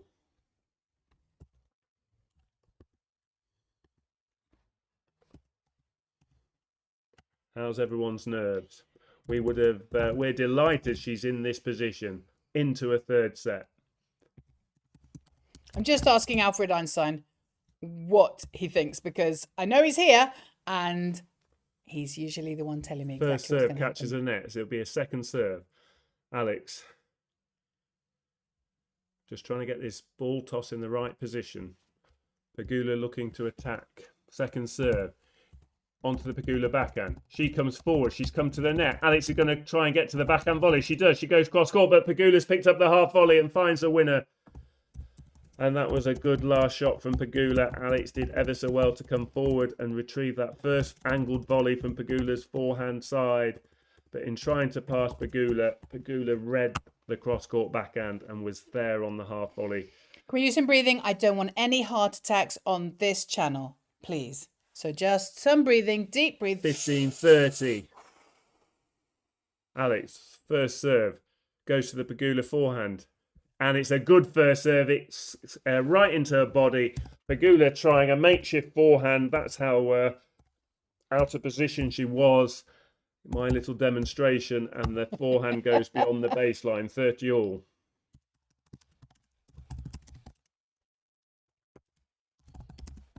Every point will be big, but this is a bigger point than the first 4 in the context of this game. 30 all. Either player can get a game point chance. And Alex, first serve is into the net. Second serve now. Mr. Rainier is praying hard.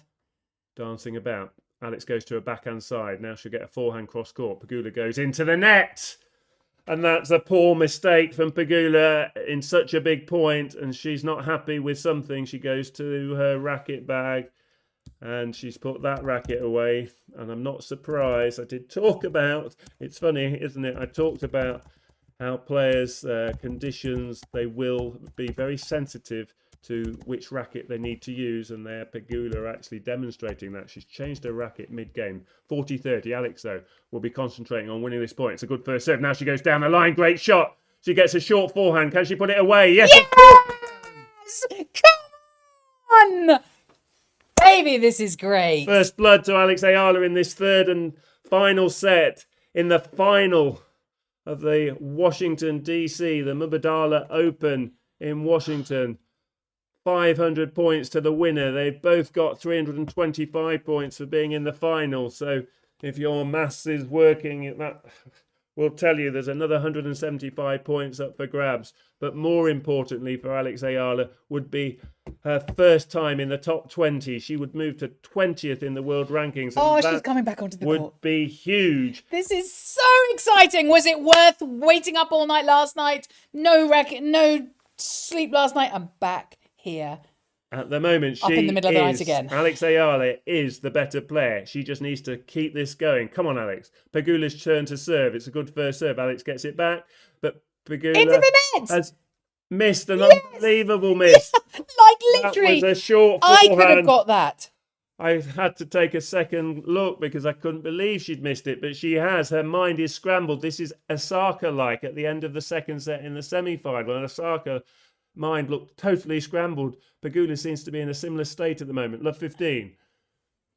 Good first serve. Alex makes her play with a backhand down the middle. Now a forehand down the middle from Alex. Pegula going to Alex's forehand. Alex goes cross court. Pegula tries a shot down the line, and that was Was it a net or a line? a poor shot wide of the target. And it's love 30. Fantastic start to the third set. Alex has kept the momentum. She's got a real chance now here at love 30. Come on, we've got this Can she break coming. Pegula for the second time? Pegula goes with a very wide, good first serve, and she's put the volley away. I was thinking she couldn't miss that, and she hasn't.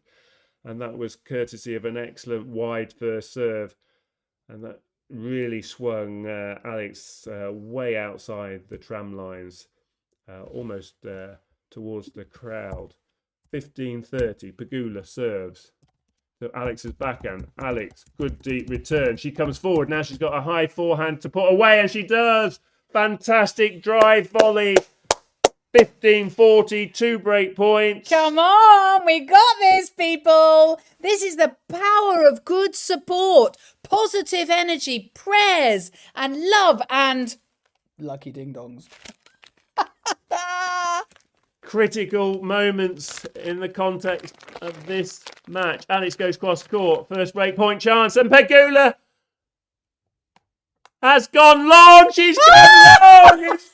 Alex is 2-love up. You can't believe the start to this third set. She's now won 4 games in a row. Come on, Alex. We can see that trophy. I think I can smell it. I can smell it, baby.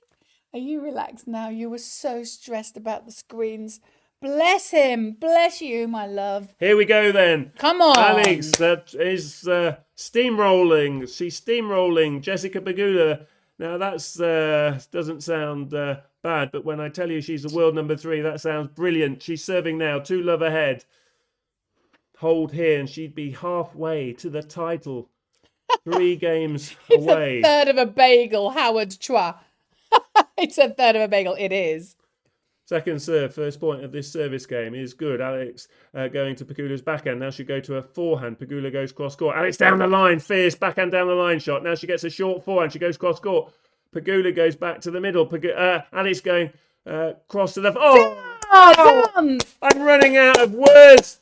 That was first to the forehand, then to the backhand, and then to the forehand again. And then with Pegula out of position, she absolutely blitzed the backhand down the other side again, down the line. That devastating down the line shot on her backhand. One of the best backhands in the world, and she's proving it there. 15-love. Laban, Alex. Isapa. She serves. It's a good first serve. Pegula nets. This is brilliant. This is giving her a big lead in this third set. How are you feeling, guys? This is unbelievable. The Philippines deserves this. Your fans deserve this. Her fans deserve this. This is fantastic. And Pegula's chin is on the floor. I've seen it. Look at it. It's on the floor. It is on the floor. Alex serves. 30-love.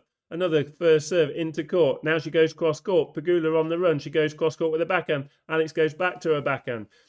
And she's gone long! 40 love. Come on, DJ Nemo Herman. Marvin. Why am I almost teary-eyed? I can feel underdog movie like Rocky. She is coming We've back. got this. She's not just coming back now. She's steamrollering Pegula. And it's all Alex Eala at the moment. 40-love. 3 points to go. 3-love ahead.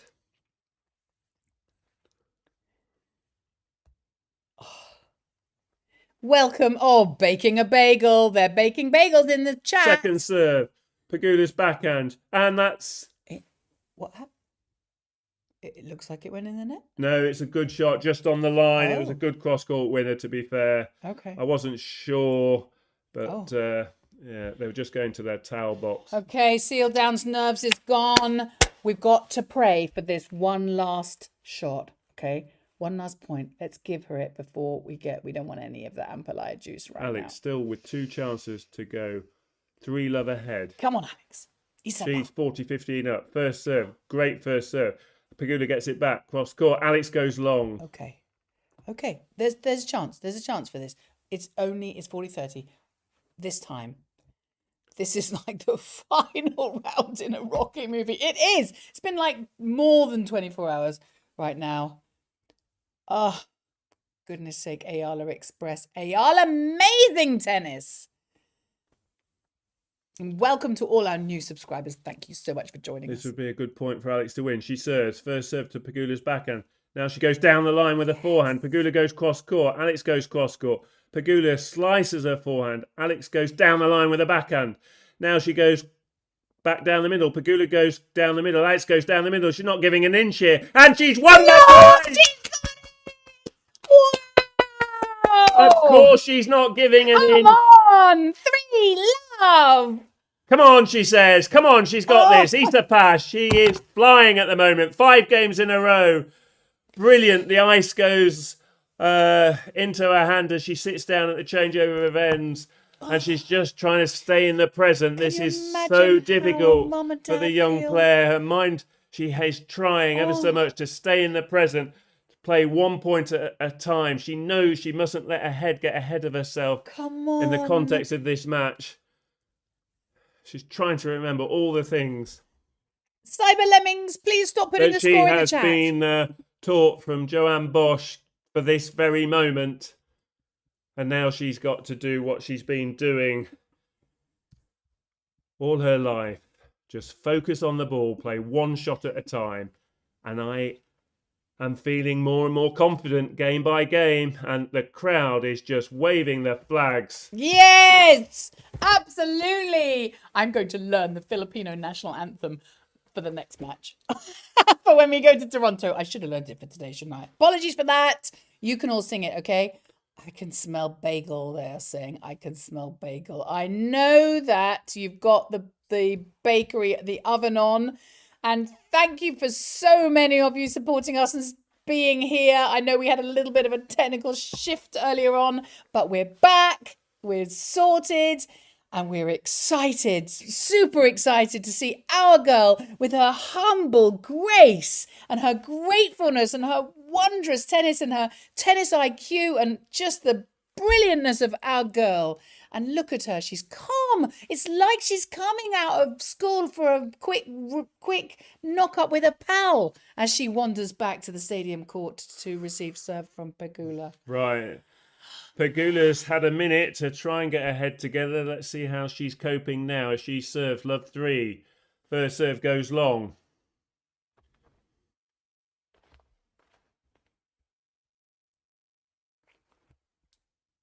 Second serve is good.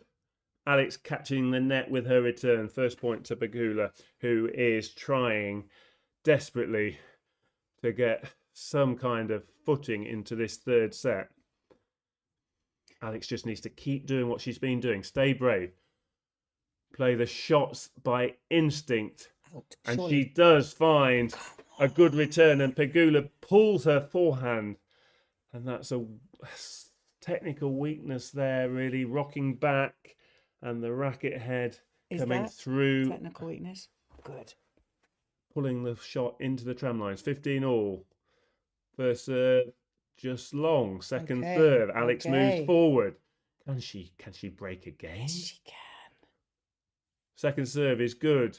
Short backhand reply. Oh, that was an easy shot. I could have got that. That was very, very poor. Wow. Pin on Canadian here. You guys doing so great supporting our very own Alex Eala, racking up the tennis world. 15, by Yanahan. This is succumbing to the Alex Eala steam train. This is what we saw Osaka doing. You couldn't believe it, but Alex Eala has got into Pegula's head. 15-30. Good deep return. Now a forehand cross court. Pegula on the run. Slice back. Alex goes down the line. She's making Pegula cover so much court. And found a brilliant forehand cross court winner. Can you believe it? We are here for It's so impressive. I've said it. It's easy to say, but she's just playing the ball as if she's practicing with her coach. She's finding the spots. Pegula's on the run to play like this at this moment in the context of the star quality. First final of the 500 event is remarkable. She's won that game. It's 4-love. Love! Get the oven going. I saw somebody saying that they were cautiously optimistic in the chat. I'm sorry, we can leave caution goodbye. Let's be brave like she is. Let's be Katipunera. And the men in the room can be Katipunero. You are going to be If Katipunero. Pegula isn't broken now, she's hanging by a thread, and it's not a very strong thread. She is a tiny little thread. Really struggling. That was almost a collapse under the pressure of every shot Alex is hitting. It's unbelievable quality from Alex Eala at the moment. Wake up your family, wake up your friends if they... And Pegula is, she's punch drunk. If this was a boxing match, she's wobbling around and the referee doesn't know whether to stop it. She may well stop it. What? The referee? If it was a boxing referee in about 7 points' time, because that's how many points potentially Alex is from the title. Serving 4-love, 15-love. She goes to Pegula's backhand, and it's another long return out of the back beyond the baseline. Alex Eala, 30-love up. Unbelievable. This is unbelievable. She's doing everything right. She's 21 years of age. My hands are hurting from clapping so hard. Oh, this is just incredible. She's the coolest person on the planet, and she's actually playing. And she's not even cold with it. She's warm-hearted, cool. I don't know how she does it. Okay, let's concentrate. We're getting carried away, which is unsurprising. 30-love, second serve. Pegula goes down the line. Alex gets the ball up into the air. Pegula finds a winner. Okay, we can give her one. We don't want to embarrass the poor girl. 30-15. Alex will be just focusing on getting this first serve in. Yeah. She doesn't want to give deep breathing, everyone. Pegula a sniff. Deep breathing, everyone. We haven't had any juice games. No Ampalaya juice to be drinking. This point. They've raced through this match. 1 hour 39 minutes is no time at all. Another good first serve, and it's way out. It went into the crowd. It went up to heaven. I don't know where that ball went. Pegula completely mishit that return. And Alex did get her first serve in. She is a dragon slayer right now, isn't she? 40-15. These points, these next 2 points would give her a 5-love lead. I am saying that in semi-disbelief, but that is the score. Daniel, believe. It is 5-love.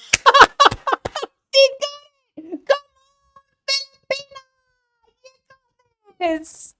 Oh, I cannot believe it. Can you imagine being her mum and dad? Her mum and dad must be just so proud. Joan Bosch, where is he, Joanne Bosch? Let's see him with his lovely hat on, sitting there very calmly going, quietly inside saying, that's my girl. Just one more game. Just one more game. You've got this. Nobody's going crazy except us. Everybody, and you guys are all going crazy too. But this is just a calm example of how a stylish, elegant, gracious woman comes into the tennis scene and shows us how it's done.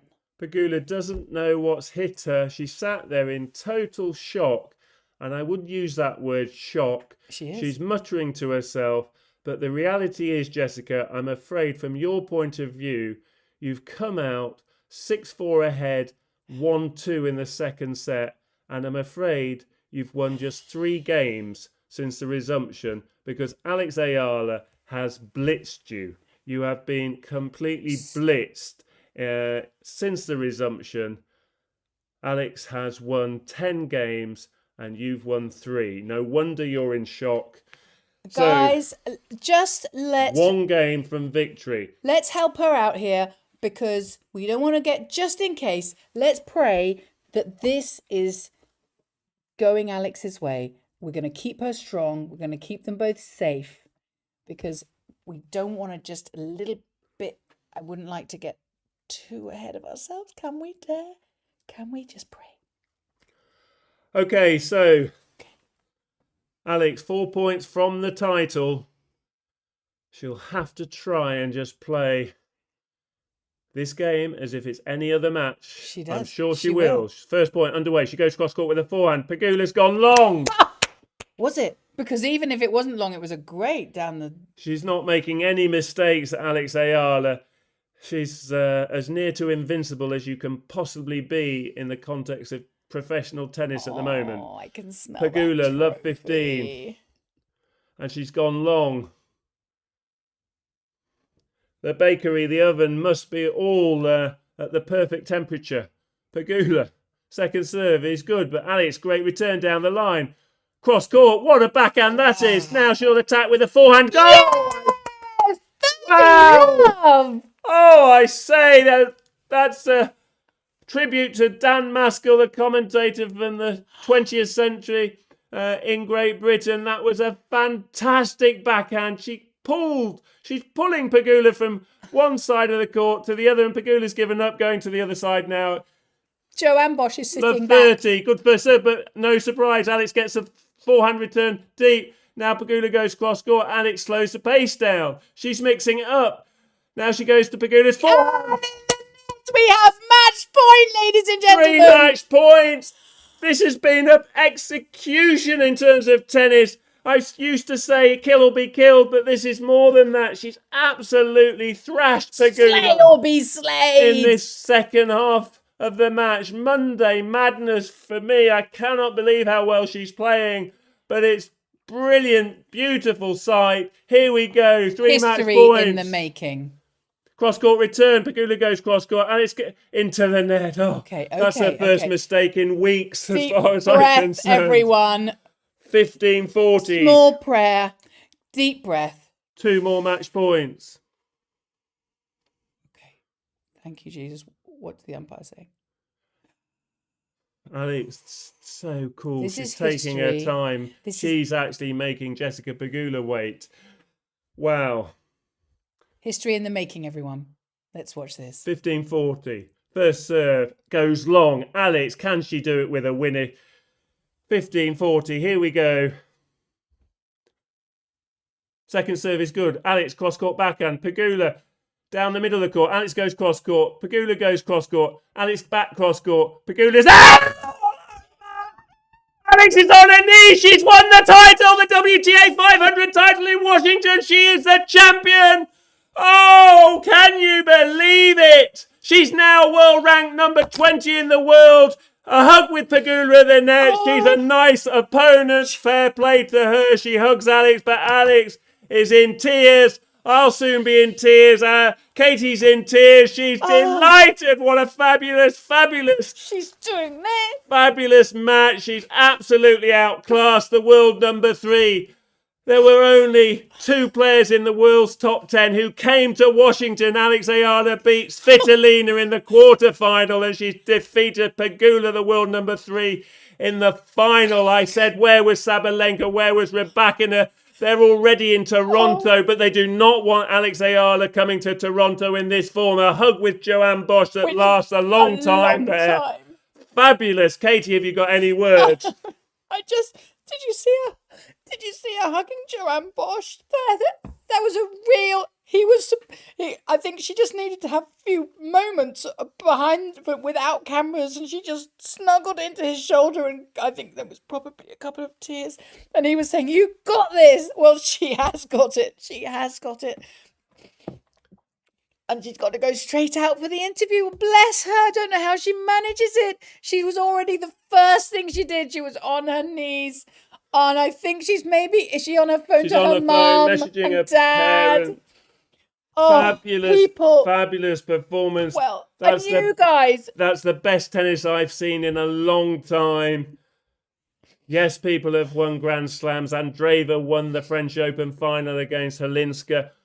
That was not the same level as I've just witnessed in that final set. Yes. Oh, she's on the phone. Noskova beat her Czech Republic good friend Karolina Makova in the Wimbledon final, but that was a very edgy end to that match and went to a messy third set. Fantastic. Noskova won that title, but that was not the same level as I've just witnessed. You watch that final set. 6-love. Alex Eala has won the final set. 6-love to win the title with brilliant tennis. It will be very difficult for her when she reflects on this match to realise not quite just what she's done for her country, her nation, and the whole of the Philippines, but just quite how well she played in that third set. Unbelievable. Fantastic tennis. We will bring you the interview in a minute or two. We've just she has made overwhelmed here. Filipinos so proud. So proud. And she said there's not a person on the planet who isn't going to know about this. And she's done that. She's done that not really for her. She's done that for all of you. And her parents and her family. And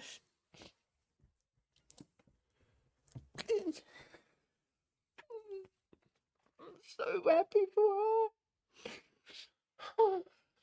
I cannot believe Alex Eala will have to play tennis on Wednesday in Toronto, but she'll take it on the chin. She'll carry on. As we calm down a little bit and compose ourselves, Alex Eala is now world ranked number 20, over 2,000 ranking points. She will head to Toronto, where all the others have been practicing and waiting. They will be watching this on the televisions, on their phones, on their iPads, on their laptops. Sabalenka, what did you think? Rebecca, what did you make of that performance? Coco Gauff, because Pegula, the world number 3, has just been bageled in the final to win her first WTA 500 title. It's as if the whole of the nation was on her shoulders, helping her win today because she just played tennis from the heavens. WTA 500 trophy is hers. And it's yours. It's your trophy, people, because that's a nice birthday present for you, baby. I'd forgotten about my birthday. It's so thrilling.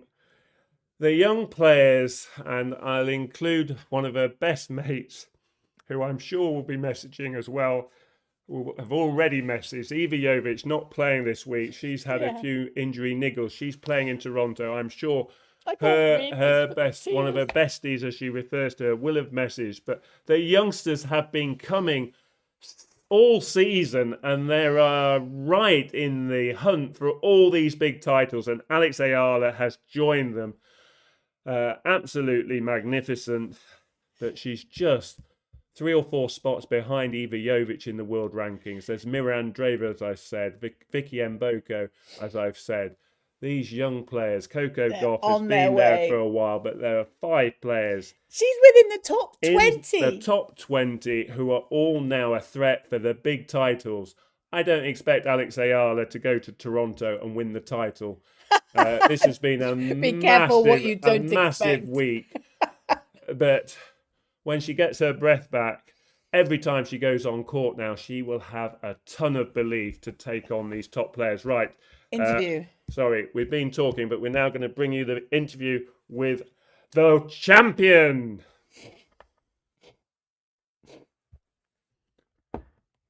Championship trophy presentation. Let's welcome a few to the court, our special guest from Mubadala CEO and Chairman Mark Iron. Representing Mubadala Chief Strategy and Risk Officer Ahmed Al-Khalili. Representing Events DC, President and CEO GM Gates. Representing the Washington Tennis and Education Foundation, CEO Candace Smith. And WTF student athletes Isato Kawate and David Patchett. Tournament Director Danny Valvadoon, and representing the WTA Tour, Christina Romero. Before we get on with the ceremony, let's welcome Mr. Mark Iron to say a few words. Thank you so much, Renee. And before I talk about the players, Monday finals are very rare. in tennis. No one can remember the last time it happened here.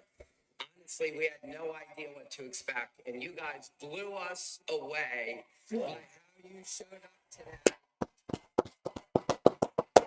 All with their flags Talking to waving. people who spend their life on the tennis tour, they said this might be the greatest crowd for a Monday final anyone's ever seen. Because they're Filipino. Loyal, steadfast. So thank you so much. Congratulations to both of our spectacular competitors today.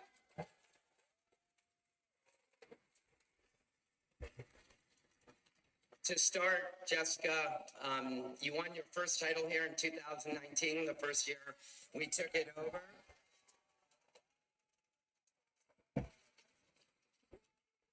At the time you said, I don't want this to be one and done, and it most definitely has not been one and done. You've won 10 titles. You're the number 3 player in the world and the number 1. Not the number 1 hero. The number 1 American female player.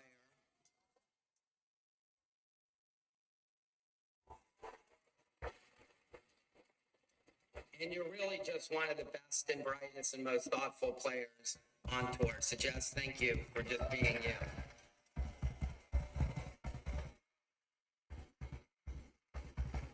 And no doubt, we love you here in Washington, even if you are a Bills fan. You're always welcome back. And now to our champion, Alex Eala. Oh, there she is. A few weeks before the event, our ticketing team called me and said virtually all of the requests about players, and we had an incredible draw this year, 2 draws, were about Alex Eala. And boy, was it so great to have you and your following here at our tournament this year. Thank you so much, Alex. This was not an easy road. This week, first round, you beat an Olympic gold medalist. You beat our defending champion. You beat 2 top players. And Alex, you deserve this title so much.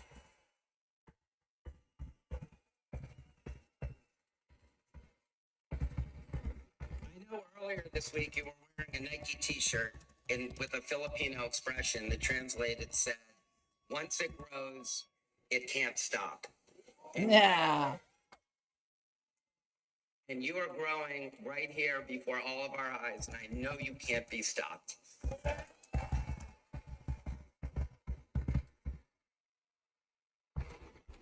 Congratulations on your first title and the first Filipino ever to win.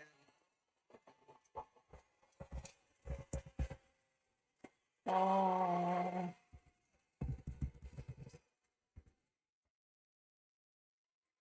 Before we pass out the trophies, putting on an event like this requires so many people, so please let me just thank a few key people. I want to start with Mubadala. Mubadala first got involved in our tournament in 2023, and I think when you guys who've been coming here a long time have seen the improvements, Mubadala was a huge catalyst to making that happen. They're one of the world's preeminent investment firms, and what they do is they invest their capital, but then they roll up their sleeves and help companies, organizations, events like ours get better. And then most importantly to us, they invest deeply in the communities everywhere they're active. And Mubadala, you've done that for us, and we are so grateful. Oh, that's good. I didn't know anything about them. When we took over in 2019, one of our biggest goals was to make this a men's and women's event at the same level. And so we went to Mubadala and Mari, formerly IMG, with the vision of creating the only 500 combined event in the world to kick off the North American summer right here in the nation's capital. Both Mubadala and Mari, from the minute we had that conversation, said, yes, this is the way it should be, and we want to make it happen. So Mubadala, thank you for that.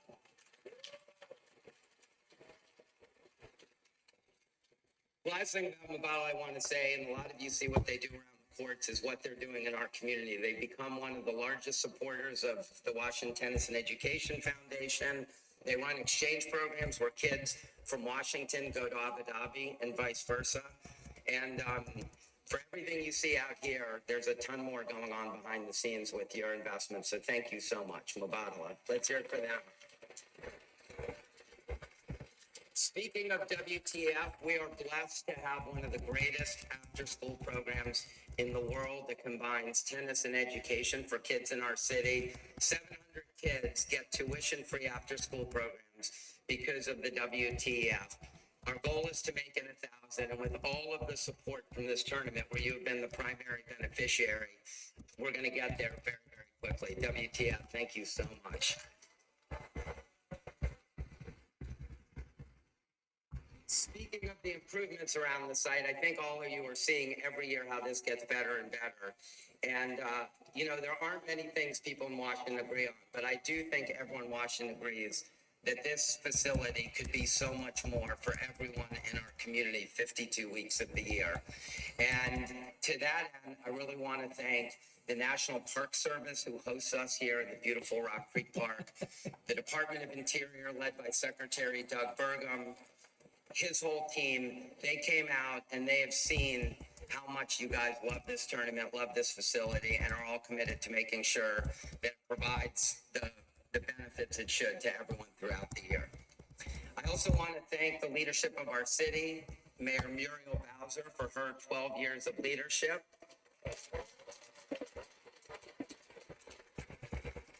And her support of the event. Chairman Phil Mendelson, who has really been a great champion of ours. Councilwoman Janice Lewis-George from this ward right here.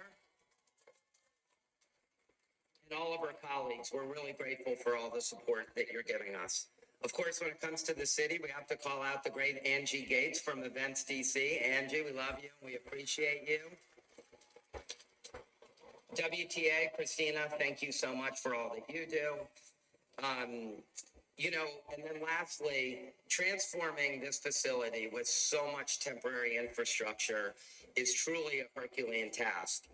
And to be honest, I get a little emotional when I think or even talk about what it takes to do this. The literally thousands and thousands of people that it takes to build this, operate it, and then take it down. I can't name everyone, but let me just first of all shout out to the umpires, the volunteers, the ushers, and the ball kids.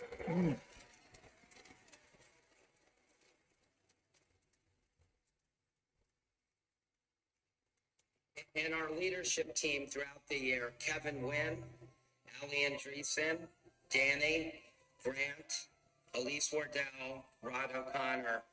People work literally tirelessly. You have no idea how hard they work and how dedicated they are. And if you would, please give them a huge round of applause. We're also really blessed to have one of the greatest MC in tennis, Andrew Krasny, as part of our events. You guys who watch tennis events see Andrew at all the great events around the world. I'm so grateful he's part of our team. He's not here today because earlier this week, his father, Dr. Robert Krasny, passed away. And I said to him, go home, and he said, no, I want to be here. Oh, So thank you, Andrew. that's very sad. Wow, real commitment.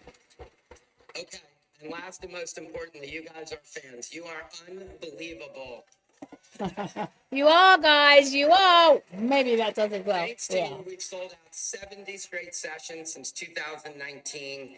You came here and created the most unbelievable atmosphere all week long. One of the things people noticed how incredible the player fields were this year. And honestly, so much of that is because of you. I had so many conversations with players who said, there's something different about this tournament. The energy, the passion of your fans, the kindness of your fans. And one of the reasons players love coming here, Because they're Filipino. honestly, is because of you, the fans of this tournament. So thank you. Those kind ones will be the Filipinos. It's now energy that fuels all the people who work so hard to make sure this is one of the greatest tennis tournaments in the world and one of the best weeks in Washington every year. Can't wait to see you guys next year. Thank you so much. Thank you, Mark. Beautiful words. Now it's time to present the trophies. Ahmed Al-Khalili from the Mubadala will present the finalist trophy to Jessica Pegula. The final list. Runner up. Runner up. I mean, she's a lovely woman and we need to support her as a wonderful female tennis player. Just could you make it quick because I really, really want to hear Alex speaking. I hope she speaks Tagalog. Congrats, Jess. Would you like to say a few words? In her home country.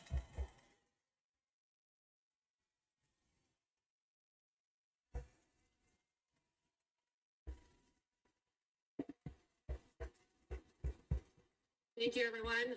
Well, first, I want to congratulate Alex on an amazing week, an amazing tournament. I don't know how much more I can say, but you're an amazing player, and just to see how far you've come over the last couple years when we first played, to see the amazing fans that follow you every single place you go. Yeah. It's not fun to play against, but I do appreciate the really fun atmosphere. I do. I think it's amazing. So, congrats. All the best to you and your team and your coach. Oh, Coach Joanne Bosch, that was a lovely speech. We love you. I would like to go ahead and thank my coach and my hitting partner, Mark and Spencer, that were here with me this week. My other coach, Mark, who's not here, my coach or my trainer, John, who's also not here. But thanks you guys for continuously always putting in the work with me week after week. And unfortunate today, but we've been playing some great tennis, and just thanks so much for all you guys do for me, and I really appreciate it. Someone put JPEG winner bagel in the final was overkill.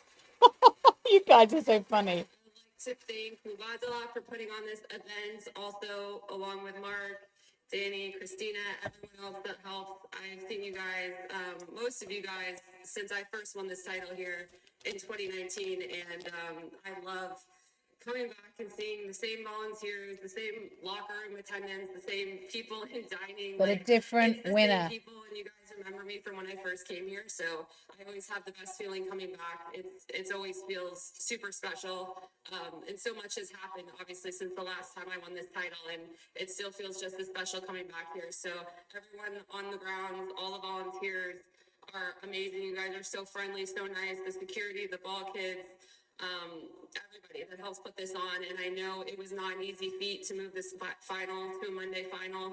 Unfortunately, the weather yesterday was not very good to us, but thank you guys so much for being here for an extra day, for putting this event on for an extra day, for working an extra day. I'm sure hopefully you're getting paid a little overtime for that, but everyone is here bright and early this morning, ready to go. And I know that it was not easy and it was a hard decision, but thank you guys for doing what was best for the players yesterday. Thanks, Mark, for being able to make that decision, and we were able to come out here and have an amazing final. And last but not least, thanks to the crowd, like Mark said.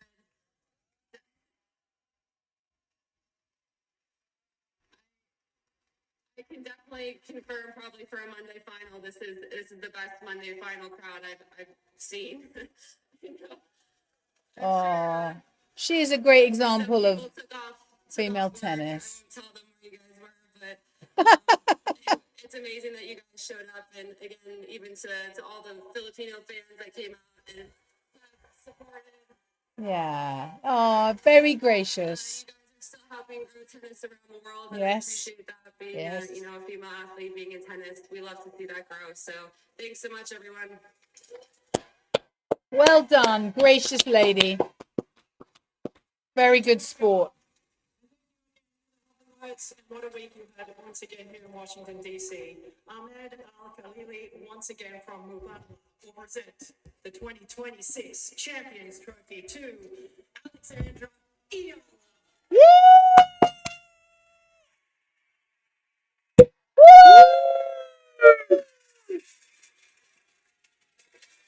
We've had this on ice. Oh, it's cold. Good afternoon, everyone. Good afternoon, Alex. Oh my gosh, where do I start? First of all, of course, first and foremost, congratulations, Jessie, for an amazing week, and you've had an amazing season. It's always a pleasure to share the court with you. I definitely learned so much, especially from your forehand lines and your backhand crosses. So I'm really looking forward to hopefully many more finals with you. So thank you. Well done, Alex. This one's for you. And thank you, Jesus. There's a long list of people I want to thank, and at the top of that list is my family, my mom, my dad, my brother, my team, Joanne, who's over there, Oh, you and Sandro. Thank you guys. yes, They're my inner Diana circle. Castillo. They're the ones who are putting in the work every day with me, who make me feel like I'm not enduring alone or putting in the hard work alone, because I know they're right there with me. So thank you guys.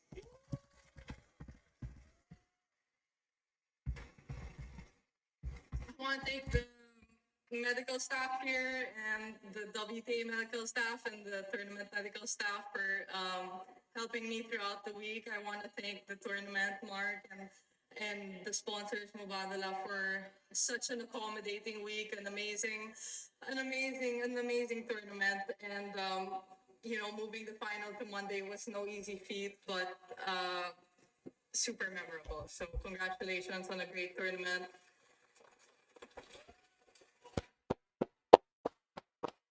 Of course, to all my supporters, thank you. Yeah, Filipinos. Well done, everybody. That's you guys. So thank you to all my supporters, especially the Filipino community here in DC and back home and wherever you are in the world. I really, guys, I feel all the love. Maraming salamat, mga kababayan. Maraming salamat. Oh, madami salamat, mga kababayan. Before the final yesterday, actually, I got so many messages, sweet messages from my family and from my friends who are on tour wherever else in the world. And, I thought to myself, I feel so much love. So standing here in the middle of all this love, my first chance at the title, knowing it won't be my last, and already having achieved this feat and this milestone for my career, I knew that whatever would have happened after this match, it would have already been a win for me. So Yeah, we said thank that, you, didn't we? everybody, and I really look forward to seeing you guys again. Oh, well done. Ang galing. Silong, Alex. 2026 Mubadala DC Open champion. Yeah. Oh, Wow. oh, wasn't she lovely? Oh, this was Oh, amazing. so incredible. Oh, guys, two beautiful speeches from two very, very impressive women, showing how women's tennis is just marching forward in the world. Jessica Pegula being important in the WTA, in the kind of the admin of it all. She's just, thanking all the right people. I know we all wanted to hear Alex speaking, but it was important for us to hear Jessica's gracious speech too, to thanking all the people who made that happen. And then Alex coming on and saying, "Oh, there's Joanne Bosch," and we finally saw him do.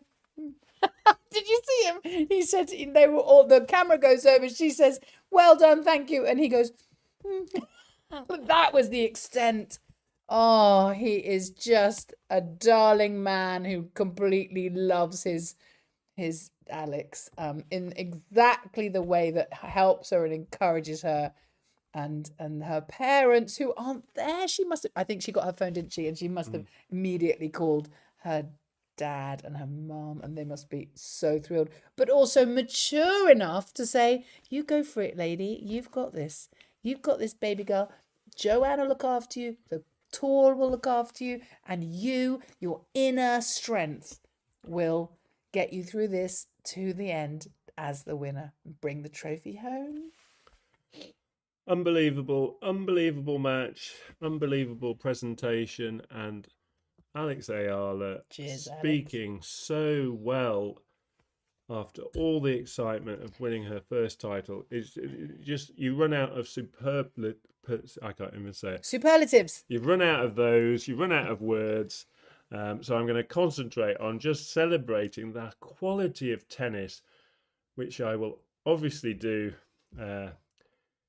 in the usual way in an hour or two. But her first serve across the match helped her win. When she got her first serve in 64% of the time, the stats never let you down. You have to get to that 2/3, 2 in every 3 first serves Alex was getting in, and she won 84% of those points, 38 out of 45. Pegula won just 7 points off Alex's first serve across the entire match. Do you think her serve's an issue now? I don't. She is improving all the time. Fantastic. Wow. And in terms of that last set, 6-love, you won't be surprised to know that Alex won 9 out of 11 points on her first serve. And that was the bedrock. That allowed her to keep the score ticking over when we were coming back today in that second set.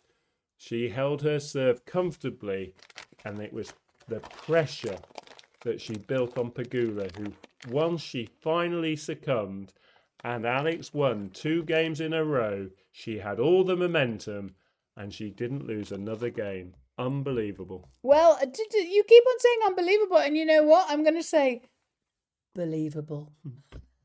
Believable. But you know what is unbelievable? The amount of support and kindness, goodness me, people are showing towards us, which is totally undeserved. I mean, you guys have been up all night. You guys are Team Pouliot. You guys deserve everything, and it's your trophy. It's your trophy.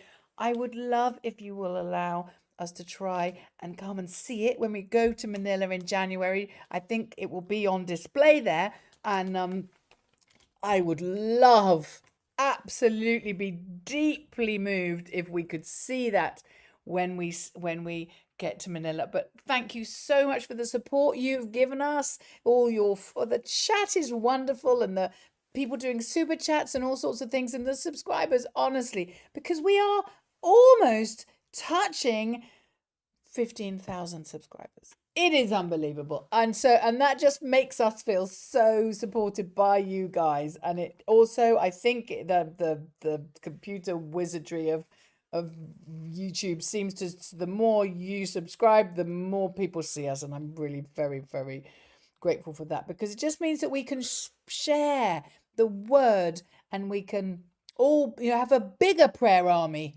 Because we do the prayers here, don't we, guys? We do the prayers. And look at that. No injuries. No injuries. That's our channel prayer. No injuries for these players. And they have had no injuries. We're so very grateful. And thank goodness for a day off. Alex gets a day off tomorrow. She has to fly to Toronto. Bless her. No tennis tomorrow. She can celebrate over the next 24 hours. But then she goes again on Wednesday. So it's the nature of the game.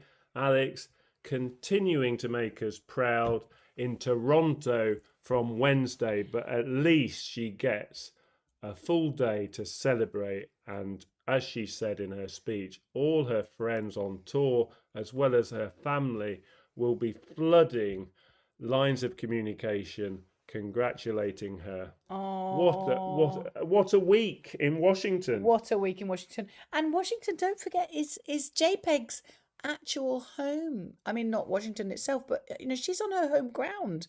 That must have been really, I mean, she was so gracious. She was so, oh, bless you. Thank you so much. Veridan 2009, you are so darling to us. This is JPEG's home tournament, and she was, inside myself, really, what I felt like was that I'm sure JPEG is a lovely woman, but I think she's learned a bit from Alex on how to be gracious and humble. And I thought that speech was a little bit like she said to ChatGPT, what would Alex say?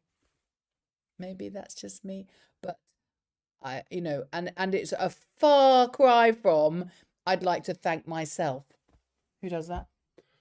Mira Andreeva had it on her actual I'm prop. not keen on the I'd like to thank myself. No. And But I think this is about Alex today, isn't it? Not no, other it players. totally is. But I'm just saying that JPEG was also beautifully humble and humorous. She took it well that she just got slayed by the Dragon Slayer. She really did.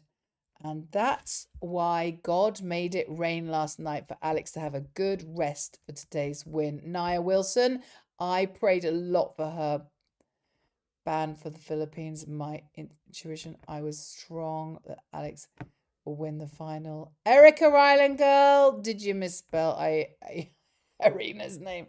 Oh my goodness. I mean, and have we forgotten? I don't know if anyone's mentioned it. I might not be in is intuition. Yes. Chalk Dust Katie, me and Alex, both Gemini with strong intuition. That's the reason I can sense her energy predicting that's why I'll win from 5-1 down and so on. Alfred Einstein, who is our channel predictor. And I'm absolutely speechless. She has, I know we've got 500 points, but do you know what that means? That means our Alex is actually number 20 in the rankings. Do I have a piece of paper for that, baby? Do I have it? I don't think I have.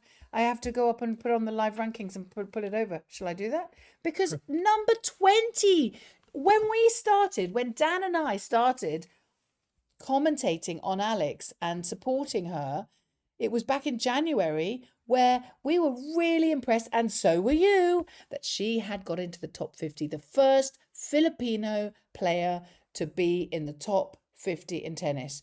And that was a remarkable achievement. And we've said it all along, haven't we? And I love that as a channel, we all support her and we all actually say, you know what? We don't need her to win. We don't need her to win a Grand Slam tomorrow. We need her to just develop well and mentally well and physically well and stay safe.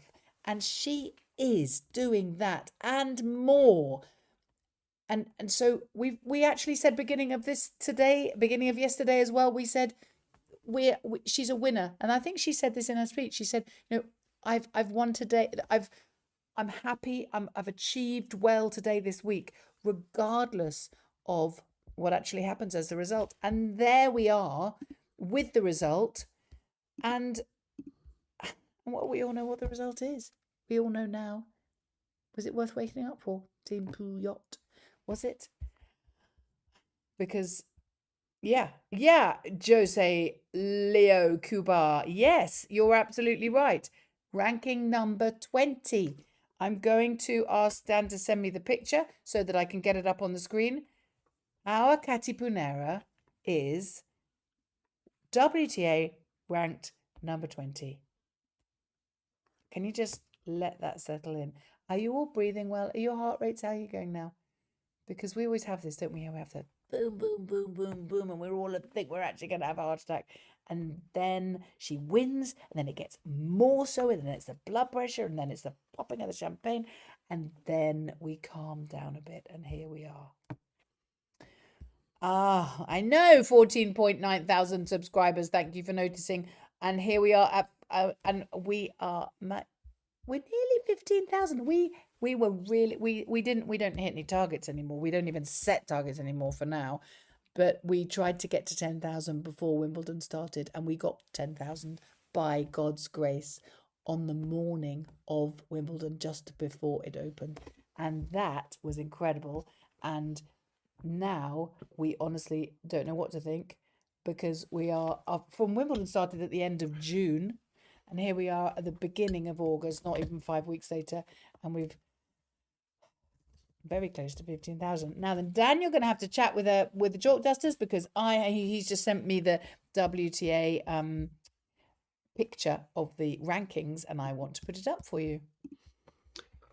Well, it won't surprise you in such a dominant final set, 6-love to Alex, that she won 24 of the 32 points played.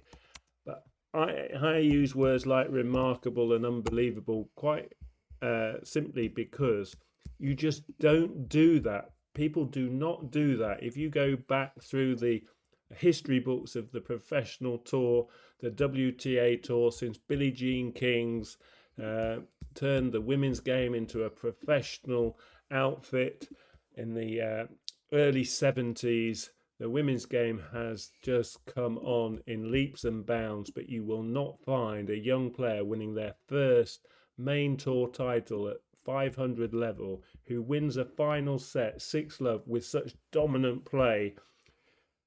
I'm just looking at some of the other stats across the whole of the match.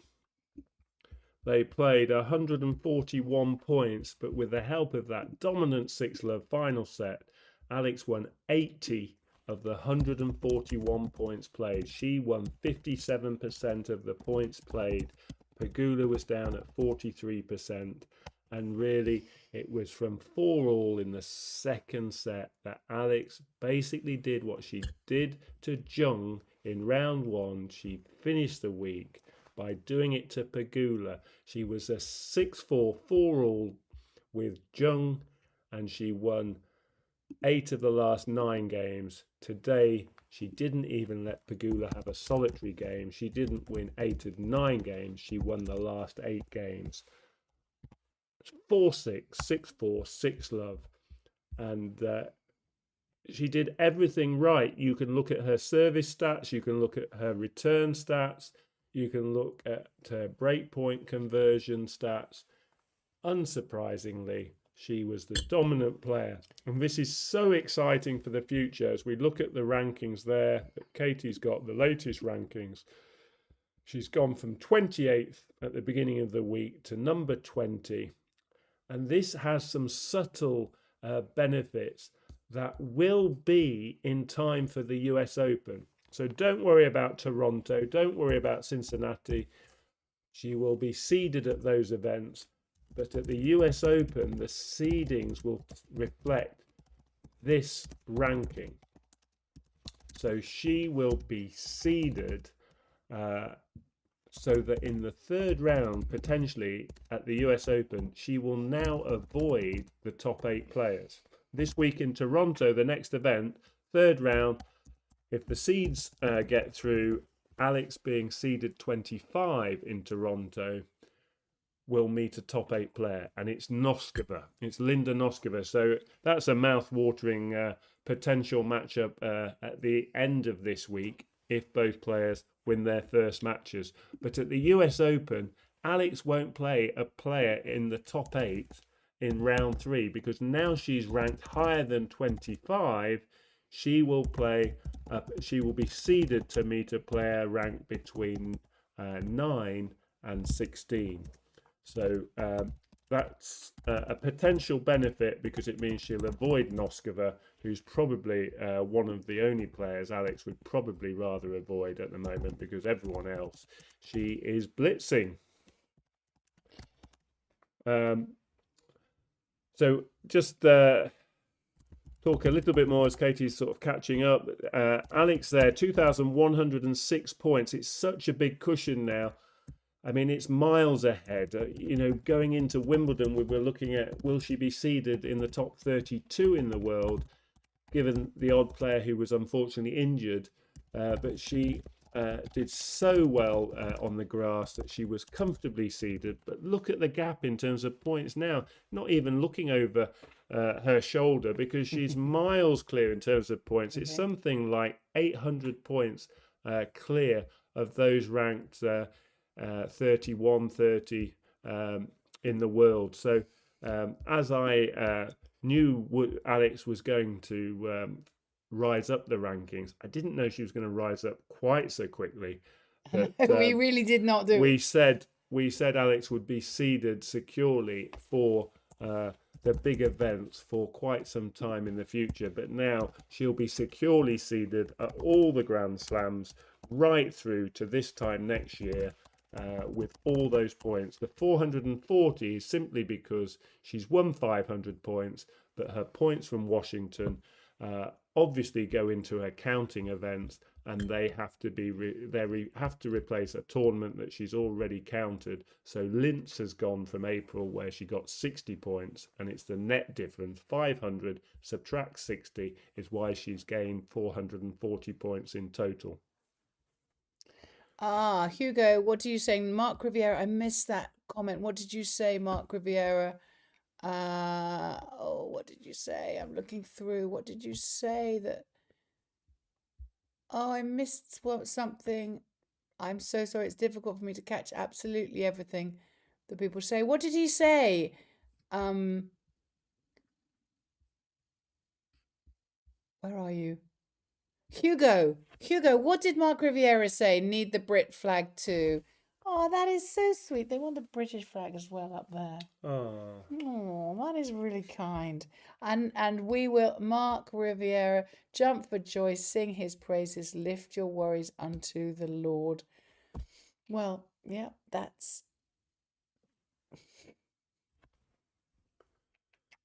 right, isn't it? I feel like which we one are you haven't got any reading? worries right now. Right now, we haven't got any worries because Alex has dared us to dream, and we can all dream in our tennis world. It's officially Christmas. We can all dream in our tennis world, can't we? But I know that some of you on the chat, and we feel so honoured that some of you on the chat bring your problems and say, you know, that you enjoy coming into this room because it's a safe space for you to enjoy and be able to be vulnerable and support your player. And I'm just very grateful for that. And I hope it is. I hope everybody feels like that. And I just think that I don't feel like I have any worries today. Not now. No, Alex is setting a new benchmark for the next generation. So all the children out there, up and down the Philippines, will be so inspired by Alex. They're already inspired, I'm sure, but this will just be the icing on the cake. And that inspired impact will impact the children in lots of ways, in how to behave, how to receive winning, and how to behave when you lose. Yeah. All these traits for young children are so important, and she's such a great role model for all those following in Alex's footsteps over the next few years. The way she receives victories and the way she takes defeat. It's a fantastic thing for all the youngsters, not just in the Philippines, around the world to witness. She's putting the hallmarks of what makes a really decent human being right on the map, as well as obviously putting the Philippines on the map, on the global map. And as a teacher of primary school children for over 20 years, it just makes me so proud of her as a person. Yes. The fact that tennis was the sport I loved, the fact I understand the journey Alex has had as a young child, and I kind of resonates me on a second level as well. But it's not beyond the tennis. It's as a person. I just think of all those girls that are going to be inspired. And I love the fact that the next generation do things better. And it's not always the case, but with Alex Eala, it is in bucket loads. They can and should be able to climb on our shoulders. They should be able to see what we do and do it better. And sometimes we let them down, I think, as our generation, like any generation does. Sometimes we let them down. But Alex Eala is not letting the next generation down. She's saying, do you remember when she did that interview and she said to the kid who said, I want to be like you when I'm older? And she said, that's really lovely, but why don't you just be the best you are? I just thought that was so wise and beautiful.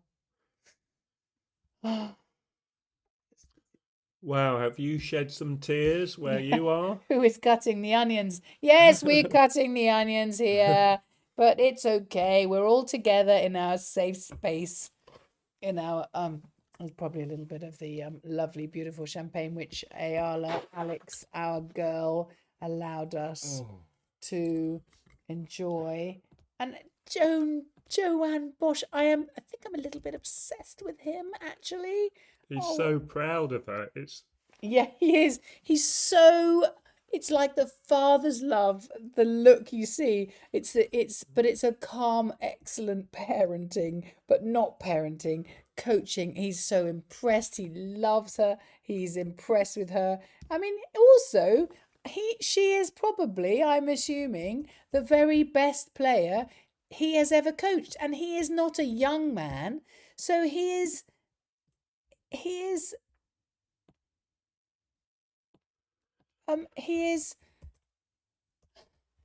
going. This is his career high. Matt Gag, thank you so much for our top tip, whatever you meant to call these YouTube things. Will Alex make the WTA finals? Oh, that's a good question. Dan, will she make the WTA finals? Yeah, there's a separate race every year, and the top 8 in that race, based on their performances from the sort of beginning of the January right through to the last counting event before the WTA finals, get in. And it's a good question. Great question. She will have definitely moved up the rankings. She will definitely have some more work to do, because you get the most points obviously at the very biggest events. So Mira Andreeva and Linda Noskova winning the two most recent Grand Slams will have earned a lot more points than Alex has for a WTA 500 event. But she certainly has that as a realistic sort of long-term target. I'm going to find out exactly where she stands. I've got some answers from our real tennis. While Katie talks, I've got some of our the people in the room here are real tennis knowledge people, so I would repeat it. Because I trust you guys. Noid PH is saying Dino and Aldi and your dad. It must be the middle of the night for Mr. Dino Senior, but we are so proud. You must be loving this. I'm so pleased. Anyway, Noid PH Dino is saying she's number 14 right now in the WTA finals accumulator to the commentator. Well done, Noid. Yes, just getting it up here. Alex going into the week was down in 25th spots, but she's added 500 points, so she's gone to 1879. This is a separate race, and she's right in there with next to Eva Jovic. You're spot on. She's just gone above Belinda Bencic.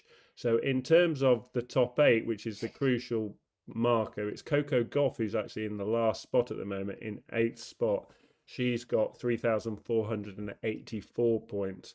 So that's roughly 1,600 points is the gap between Alex and the top 8. It's going to take a good finish to the season. I'm not going to say it's not possible. Anything's possible. Alex is unstoppable. She is. She proves us all wrong. But in raw terms, she would have to maybe make a Grand Slam final and win another event to give her a shot at getting that kind of points total. So I'm going to give her the US Open final. I know it's me, and I know Dan wouldn't, because he's much more sensible, but I think she's a dragon slayer, and I'm going to give her the US Open. If she let's not. No, I don't. I know you wouldn't want to go there. She could, yeah, I mean, I think it's going to be I know Alex will play in Toronto, but I know a lot of players, and it's been borne out already this season. Someone like Marta Kostyuk, 2 years older than Alex, but she had a tremendous clay court season. She won lots of matches in a row. She won events, and then, of course, she withdrew from some big events, having won a title. A lot of players sometimes pull out of the week after once they've won a title. I don't think Alex. I know. I'm 99.9999% Alex is on the plane, and she'll be playing Wednesday night in Toronto. But some players that will have gone through their mind. But clearly, Alex at 21 is in the form of her life. She's on a roll. She'll carry on in Toronto, and we want to see how she gets on with a potential third round matchup with Linda Noskova on possibly Friday night, Saturday morning. First, she has to beat the winner of Alicia Parks, which will be in the next sort of 8 or 9 hours. Alicia Parks plays the qualifier Jimenez Casinseva, a left-hander. I have no idea who's going to win that match. Alicia Parks, in theory, should win. She's got the bigger game, she's got the better game, but she doesn't always produce it for long enough to win 2 out of 3 sets. So the qualifier could easily win that match. It's very much a toss of a coin. But whoever wins that match will play Alex on Wednesday in the evening session. So we will be up late. Wednesday night, Thursday morning, but it'll be the daytime for I need the you Philippines. to leave the room for a moment. Okay. Yeah, I need you to leave the room. It's a special birthday message. Okay, so guys, this is what we're doing on Wednesday. It's Coach Dan's birthday on Wednesday. And so what I did was I set up a card which you guys can sign. There's absolutely there's no money involved, and you don't even have to sign up for it. I'm just trying to find the actual card. Where's it gone? Oh. Okay, I'm going to find the link, and there's a link, so you can. It's in one of the posts. There's a happy birthday Dan post. If you can find the post, you can say happy birthday to him, send him a message. You can do video, you can do text, you can do audio, do whatever you like. It's completely free. And here's what we're going to do, so he doesn't know. We're going to Jollibee's in Leicester Square in London for some food, and we're going to do a live stream from there. And then we're going on to the theatre, but it's like an immersive thing where we are part of the actual show. It's going to be incredible. He's going to absolutely love it. I hope he doesn't watch this back before we do it.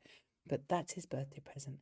And then we go to the hotel in London at like midnight, and we go live with you guys. So you will hear all about it.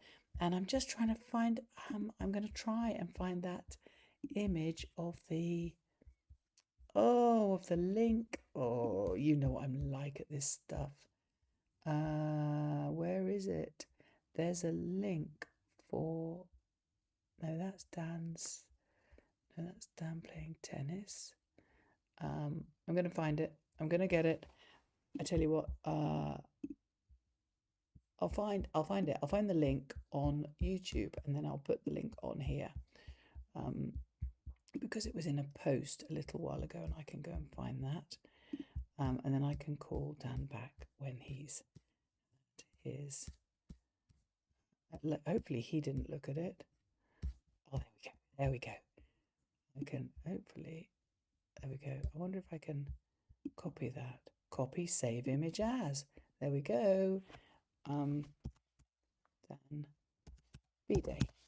Okay, and now I can put it up here so that you can scan it. And honestly, it's apparently super easy to do. You don't need to do anything at all. There's no signing up. There's no paying for it. There's no anything at all. Bless him. I've just heard the door go. He is going off to water his plants because he loves his plants. There you go. There you go. So if you wouldn't mind, scan that. There you go. I'll make you all feel seasick. And then on his birthday, that's the day after tomorrow, in the morning, he gets an email with all the messages from everybody. And I'm so excited for him. And I'm just going to rename that P-Day.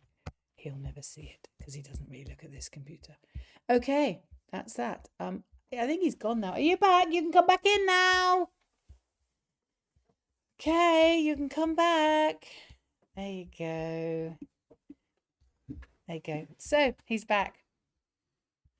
So they're talking about Alex probably skipping Cincinnati. He's the man behind the QR code. That QR code. That's just for them how to subscribe. Yes, Alex will play both Toronto and Cincinnati, is Jeremiah Galing is saying. And I think Dan said that as well before to me. You said she won't skip anything, even if she Yeah, some players can. actually benefit from playing a lot. And I think Alex actually likes playing. She likes competing. So she's probably someone who finds actually having time off while the tournament's going on. This is hypothetical because I don't think it will happen. I think she probably would find that really difficult. So unless she's forced to have the time off, i.e., she just simply is 100% to play, then definitely at this stage of her career, she's going to play. And those two events that follow Washington are 1,000 events, so there's lots of points on offer, and that's has a value to Alex at the moment. She's still accumulating points. She's at the stage of her career where she's on the rise, she's in good form. So, and in terms of her counting events last year, she didn't even play Cincinnati, so she's got absolutely 0 points in against that counting event. So she'll want to put some points in the bank for another year. So there's lots of reasons, because you always as a player you have to factor in all potential scenarios. And at the moment, while she is doing so well, get the points in the bank, because it might be next year she would really benefit from a bit of a rest. At the moment, she looks like she's in great shape and she's just on a roll. So is she going to get maximum benefit from a rest this year at this point, given her current form? Maybe not, but maybe next year, having some time off leading into Wimbledon, say, might have more You said that. benefit. You said that before, haven't you? So this year's schedule, the team have sat down, obviously, in the off season between November 2025 and January 2026, and they've looked at the schedule and said, right, this is what we're going to doing, and they've kind of replicated what they did in 2025 in terms of workload. Not exactly the same tournaments, because she was still transitioning from the lower tour, the ITF circuit and the 125s, and she was transitioning into the main tour. But coming into the season, ranked around 50 in the world, they looked at the schedule and said, in terms of workload, we're going to commit to a full workload. We're going to play all the swings, a very different strategy to, say, a Sabalenka. And rightly so. But she's played as much tennis as she could. She knew clay would be a challenging time, but she basically, as I sensibly would say with any student, you're just trying to make incremental progress steps. So how did she do in 2025 on clay? Can she improve on that in 2026? She won more matches in 2026 on that difficult surface for her. But she didn't say, right, I'm going to rest up. She stuck to a similar schedule in terms of workload on the grass as she'd done in 2025. Different events, different level, but the same kind of workload. So she played lots of events leading into Wimbledon and went to Birmingham, a 125 event. Now, we're kind of just 2 months on from that, and we're kind of looking back and thinking, well, I'm thinking, wow, she'll never go near a 125 event again, with the exception of the Philippines Open, and we'll come on to discussing that. But she'll never go to Birmingham again. She'll not go to Ilkley, which she played in 2025. She'll play the Berlins and the Bad Homburgs again, and she'll play London again, but she'll never go near a 125 like she did in the second week of the French Open. She'll rest up, because now she's going to enter Grand Slams just like the top 8 players have done this year, just like the top 20 players, some of them, which is resting into a Grand Slam. So they're absolutely fine-tuned to try and maximize their best tennis and get the best result they can at the Grand Slam. So she'll have a week off leading into the Grand Slams next year, is my view, which would be just further evidence that she is now very much in the same mix as all the other top players and names that I keep poking fun at, because they're just not playing tennis. But Alex is, she would not say it, and she has not got obviously she's not got the history, but these young players, not just Alex, Mboko, Andreeva, Jovic, Alex Eala, they are all going to build on the strategies of the top players that are a lot older, that have been around a lot longer, but they're going to copy and try and improve on what's gone before. And they're now in the mix.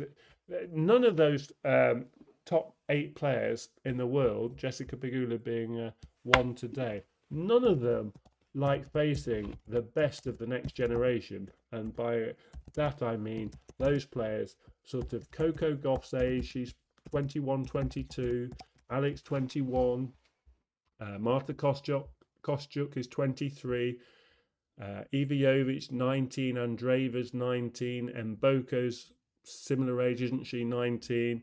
They're all sort of, they have been 18. I might have got the age slightly Most people out, who but, are 19 have been 18. yeah, but you know, whether I'm a month out or so with their ages, I'm doing this off the top of my head, but you get an idea. These are 5-6 years younger than the Sabalenkas, Rybakinas. Pegula's obviously the older than that at 32, but they're not just arriving now, they're through the door and they're in the same room, is the point I'm making. Erica Ryland and a few others have been chatting about which were the essential tournaments and which weren't. So I just said I've got that up. Yeah, this is from a couple of days ago, but basically the key information is, if you scan down this list, these are the 18 counting events of Alex, and you have to go down to the 4 events that are under the WTA 500 banner, and Washington's listed there. That number next to Washington will be now 440, and those points will stay on till the 2nd of August 2027.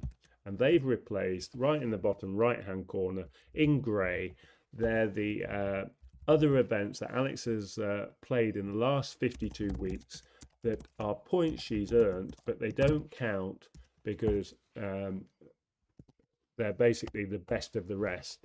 They're not included in her 18 counting events. And Lintz has gone out now because of how well she's done in Washington, and those 60 points have come off, and that's why the 500 that Alex will have next to in Washington, not 440, it's the difference. She'll have 500 next to Washington on her updated list, but the difference is 440 points in reality, the gain, the plus gain. But you can see, if you look above in the block, which is the WTA 1000 events, Cincinnati at the top of those 7 tournaments.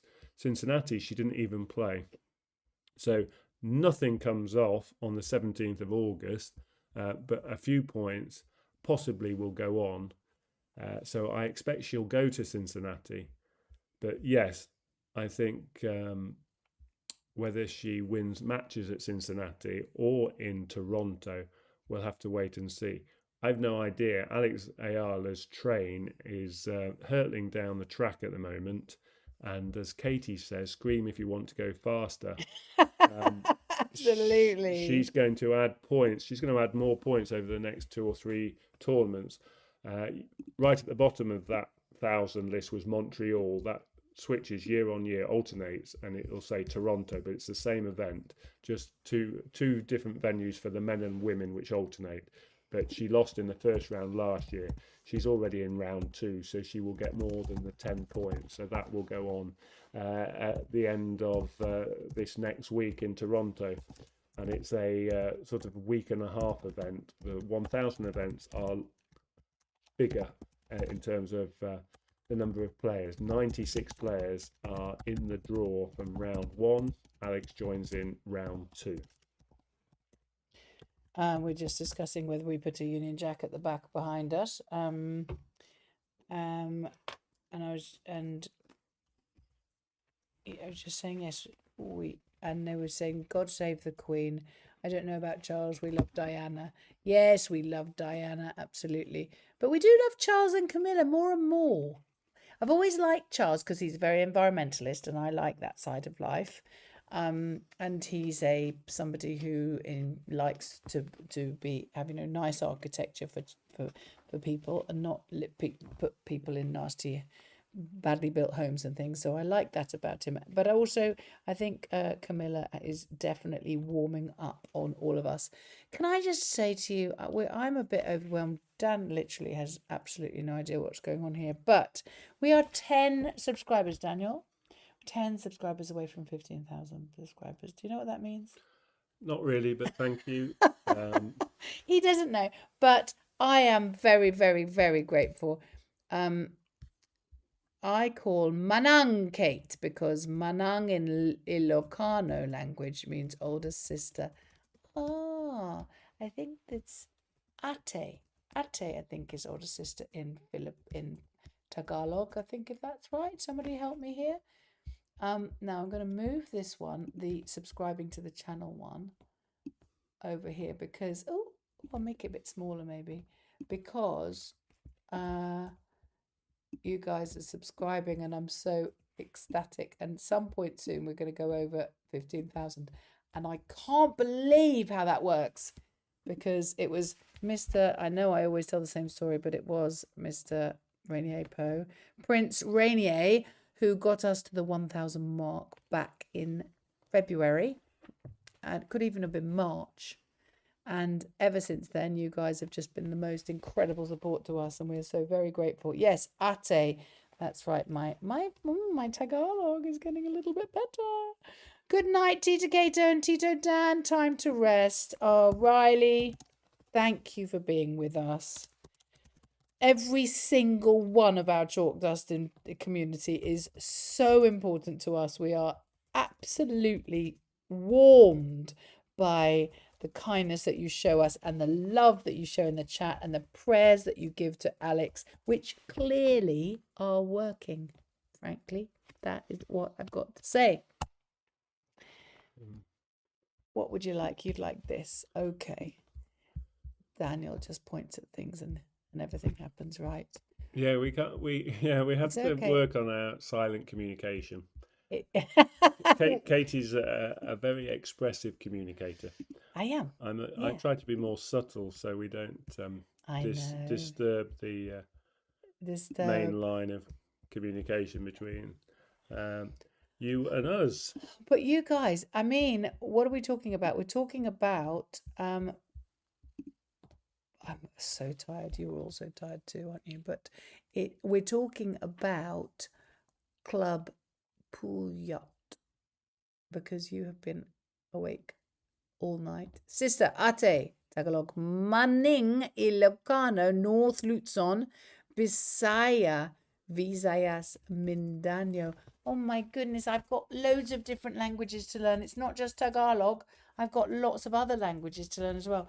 Do the people from Ilocano, North Luzon and Bisaya, do you also speak Tagalog? Because that would really help me out. Lovey your analysis and love for Alex. Be in motion. Be in motion. You have been with us for a long time. You've been giving us a lot of support all these years. Mary Beatrice, one of our members. Thank you so much, our honoured members. And are all Filipino languages. Cebuano is a dialect of Bisaya. Oh, RVPH. This is tricky for me. I'm getting hungry. Don't say Ilocos empalada. Empanada. I saw the cry earlier, Katie. Thanks so much. Oh, thank you. I don't mean to cry in front of you guys, but it gets very emotional, doesn't it? And I know you're crying, and I think if you're allowed to cry behind the screen, then I'm allowed to cry in front of the screen because I know you guys. Somebody put there's a flood going on in the Philippines, and I think there was. I don't know if you have the brand. We call it Andrex. It's like a like how you say Hoover instead of vacuum cleaner. We say Andrex instead of tissues sometimes, and yeah, I thought about that when somebody said there's a flood in the Philippines, and I thought, oh no, we don't need any volcanoes or earthquakes or flooding. Please don't have a flood. And then they said everybody's crying, and that was just absolutely lovely. I'll tell you, GJ Nemo. I'll tell you, Marvin. He's not listening anyway.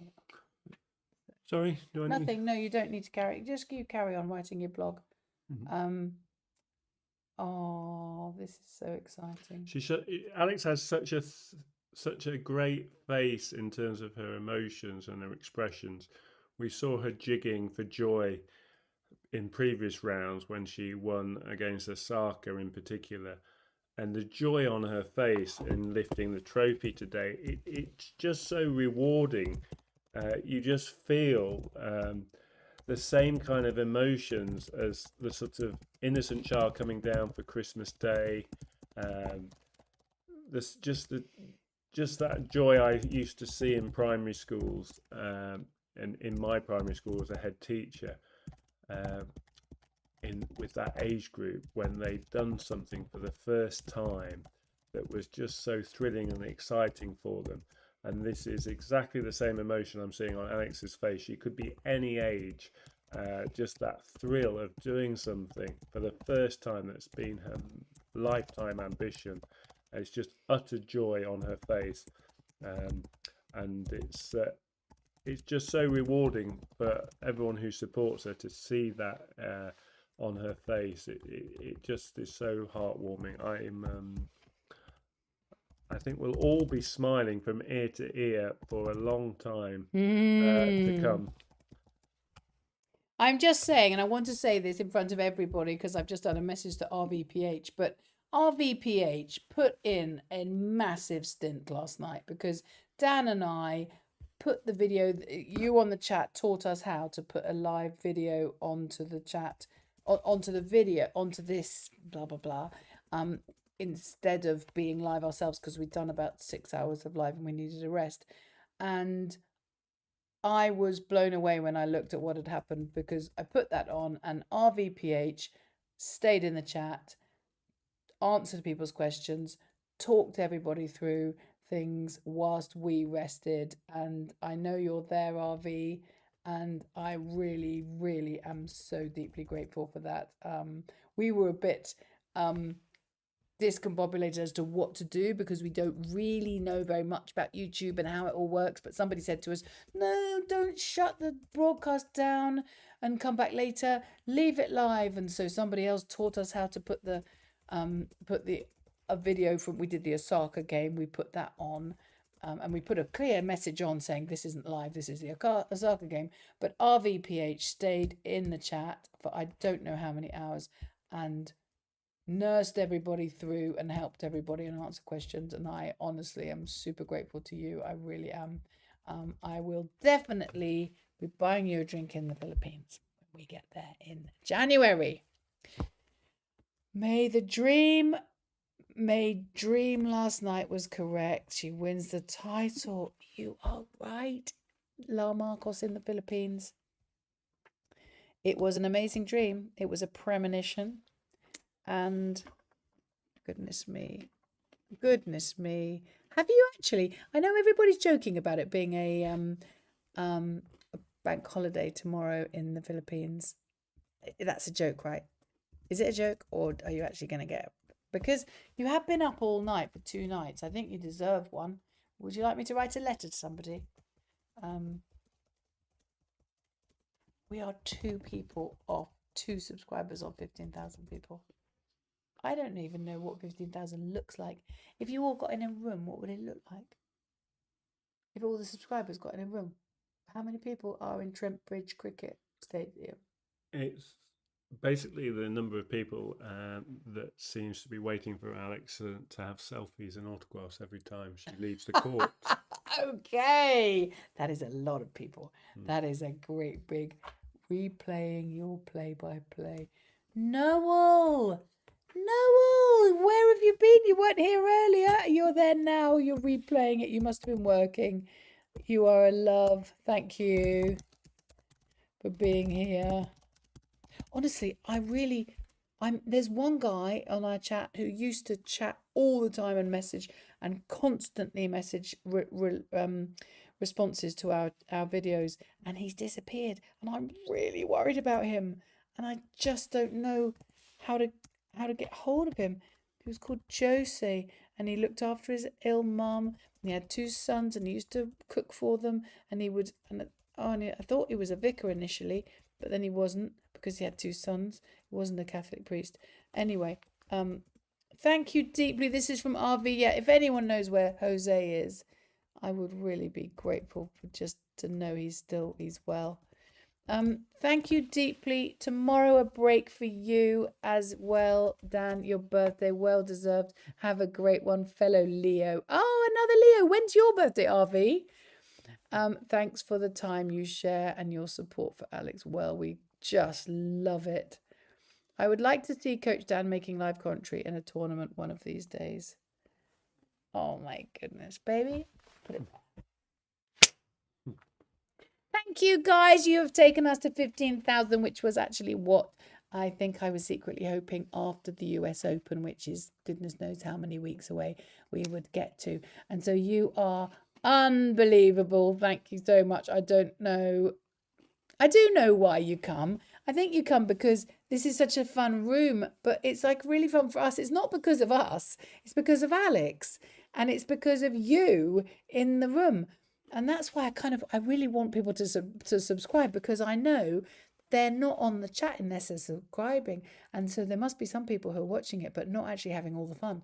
Maybe they're a different personality type and they like to just watch, and they are welcome to do that. Everybody is welcome here. Hugo, I know, 15,000. What are we going to do? Music ramblings. So that champagne that we opened, it was for Alex. It was for the big win. But it's also for the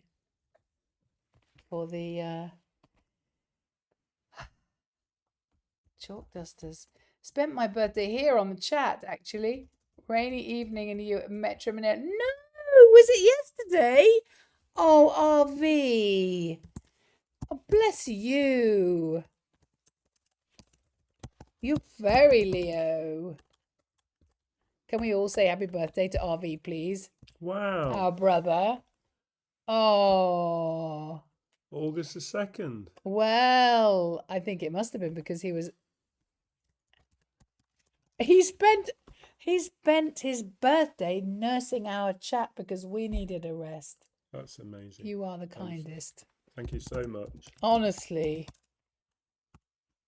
I was not awake. Missed the history. I'm sure you'll reach 25, 30,000 when you get here for the Manila Open in 2027. Wow. Won't that be fun? We are so excited because we're going to we'll do the AO and we'll come to Manila and yes, RV. Thank you. I feel even more grateful. Gosh, belated happy birthday, RV. Yeah, come on, everyone, pile in for RV because seriously, he's one of the what did we used to say that the people in the group were the do you have PCC? We have PCCs in our churches called the Parochial Church Council, and it was the people who kind of welcome everyone at the back of the church and make sure that everything's in the right order and, keep the chairs in a row and make sure that the vicar's got everything he needs. And I always think that the people who are our moderators, like RV is, they're actually the PCC of our channel, our little church channel. Alex Eala won the match because she wears green, and green stands for Sarah Duterte. Oh, I think that's a political thing. We don't really talk about politics much around here. So I won't be talking about that because we talk about sports and we talk about prayers and we talk about the kindness of everybody, bringing that all together. Lahamas from the Locano family of teachers and lawyers. Oh. From Locano. Oh, lovely. Everybody's giving happy birthdays to RV. We'll meet and I'll be in the Philippines in December. Oh, are you not going in January? Apparently there's a lady in our town, you'll know, because we always have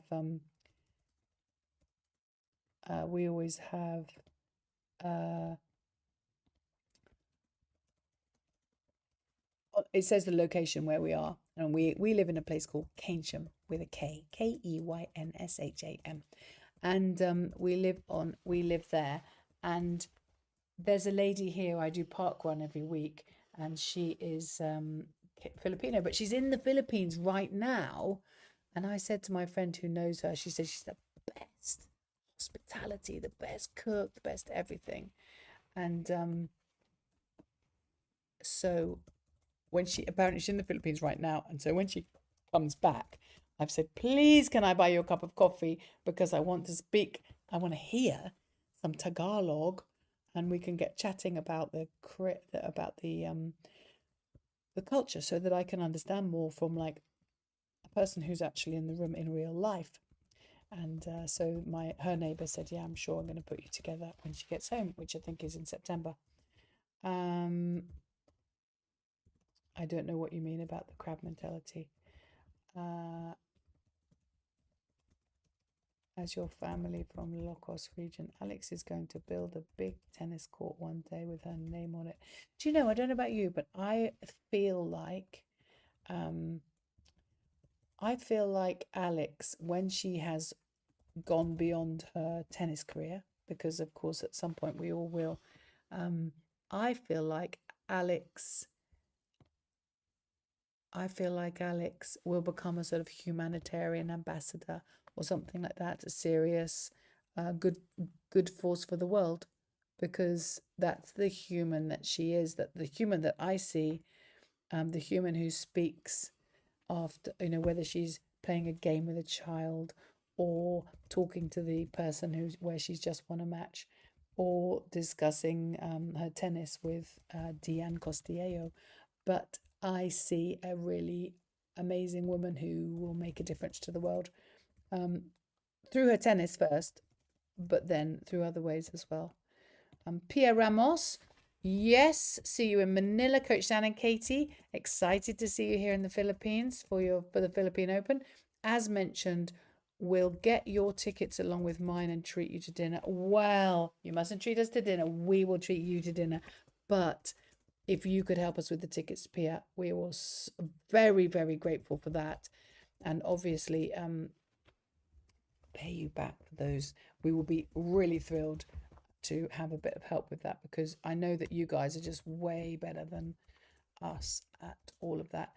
Realistic, I missed my alarm and I just woke up, so happy to see the good news. Oh, Realistic, you're gonna have to go back and watch this from the beginning, because goodness me, it was amazing. It was absolutely amazing. And we've been I think there've been floods in the Philippines, because of the tears of joy at the end of that. It's been just unbelievable. I just had goosebumps when you said that she will be a humanitarian ambassador. You're probably right. Well, can you imagine what else she would do? She's not going to go and set up a chain of Costa Coffees, is she? She's not going to, maybe the tennis academy, but she'd put that in the Philippines. She'd put that in her own environment to inspire the young people who need that, I think. JPEG is a very nice person, Katie. I'm very, very humble too. Yes, Victoria Linto, I absolutely agree. She is, and she does a lot of work within the tennis community as a kind of like a, what would we call it? A union ambassador, I think. She does a lot of good work. And the way she spoke about Alex and the way she spoke about her loss can't have been easy at all, because she was she was in her home turf, and losing in your own home turf must be really difficult. So goodness me, I want to know what time is it? Oh, hang on, I can put my world clock on. There we go.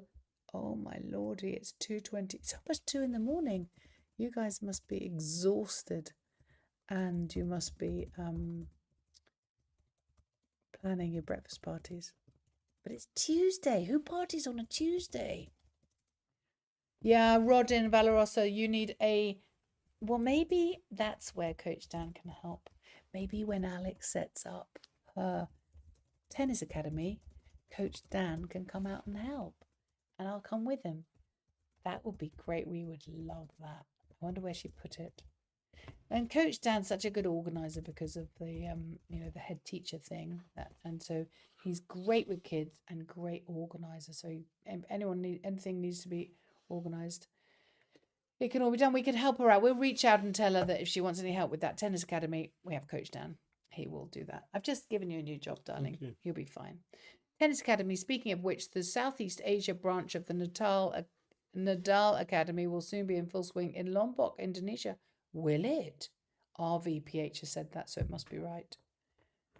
Because he's a year older than he was yesterday. And he's a tennis.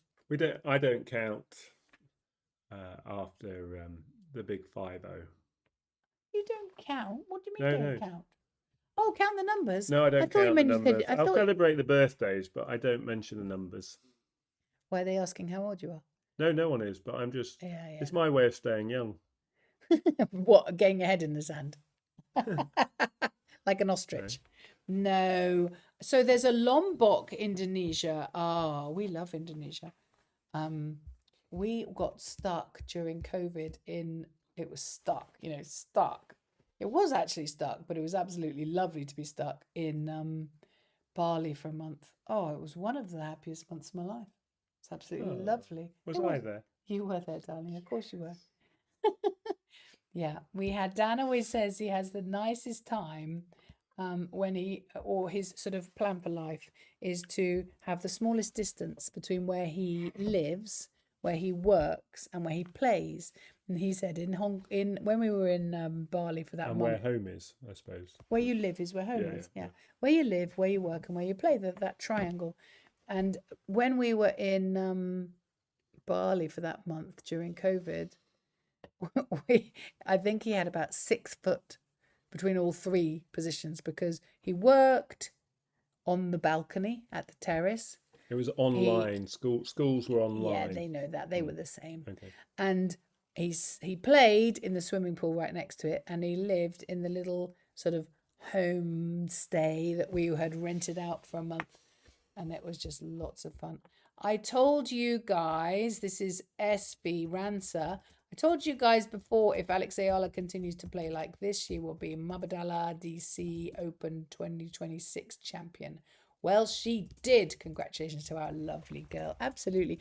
And, I thought it was interesting what they were saying about Mubadala because I hadn't heard of them before, but they spoke very well of them. And I love to think of, big companies who are investing in small community, in communities and in tennis and in sports really positively.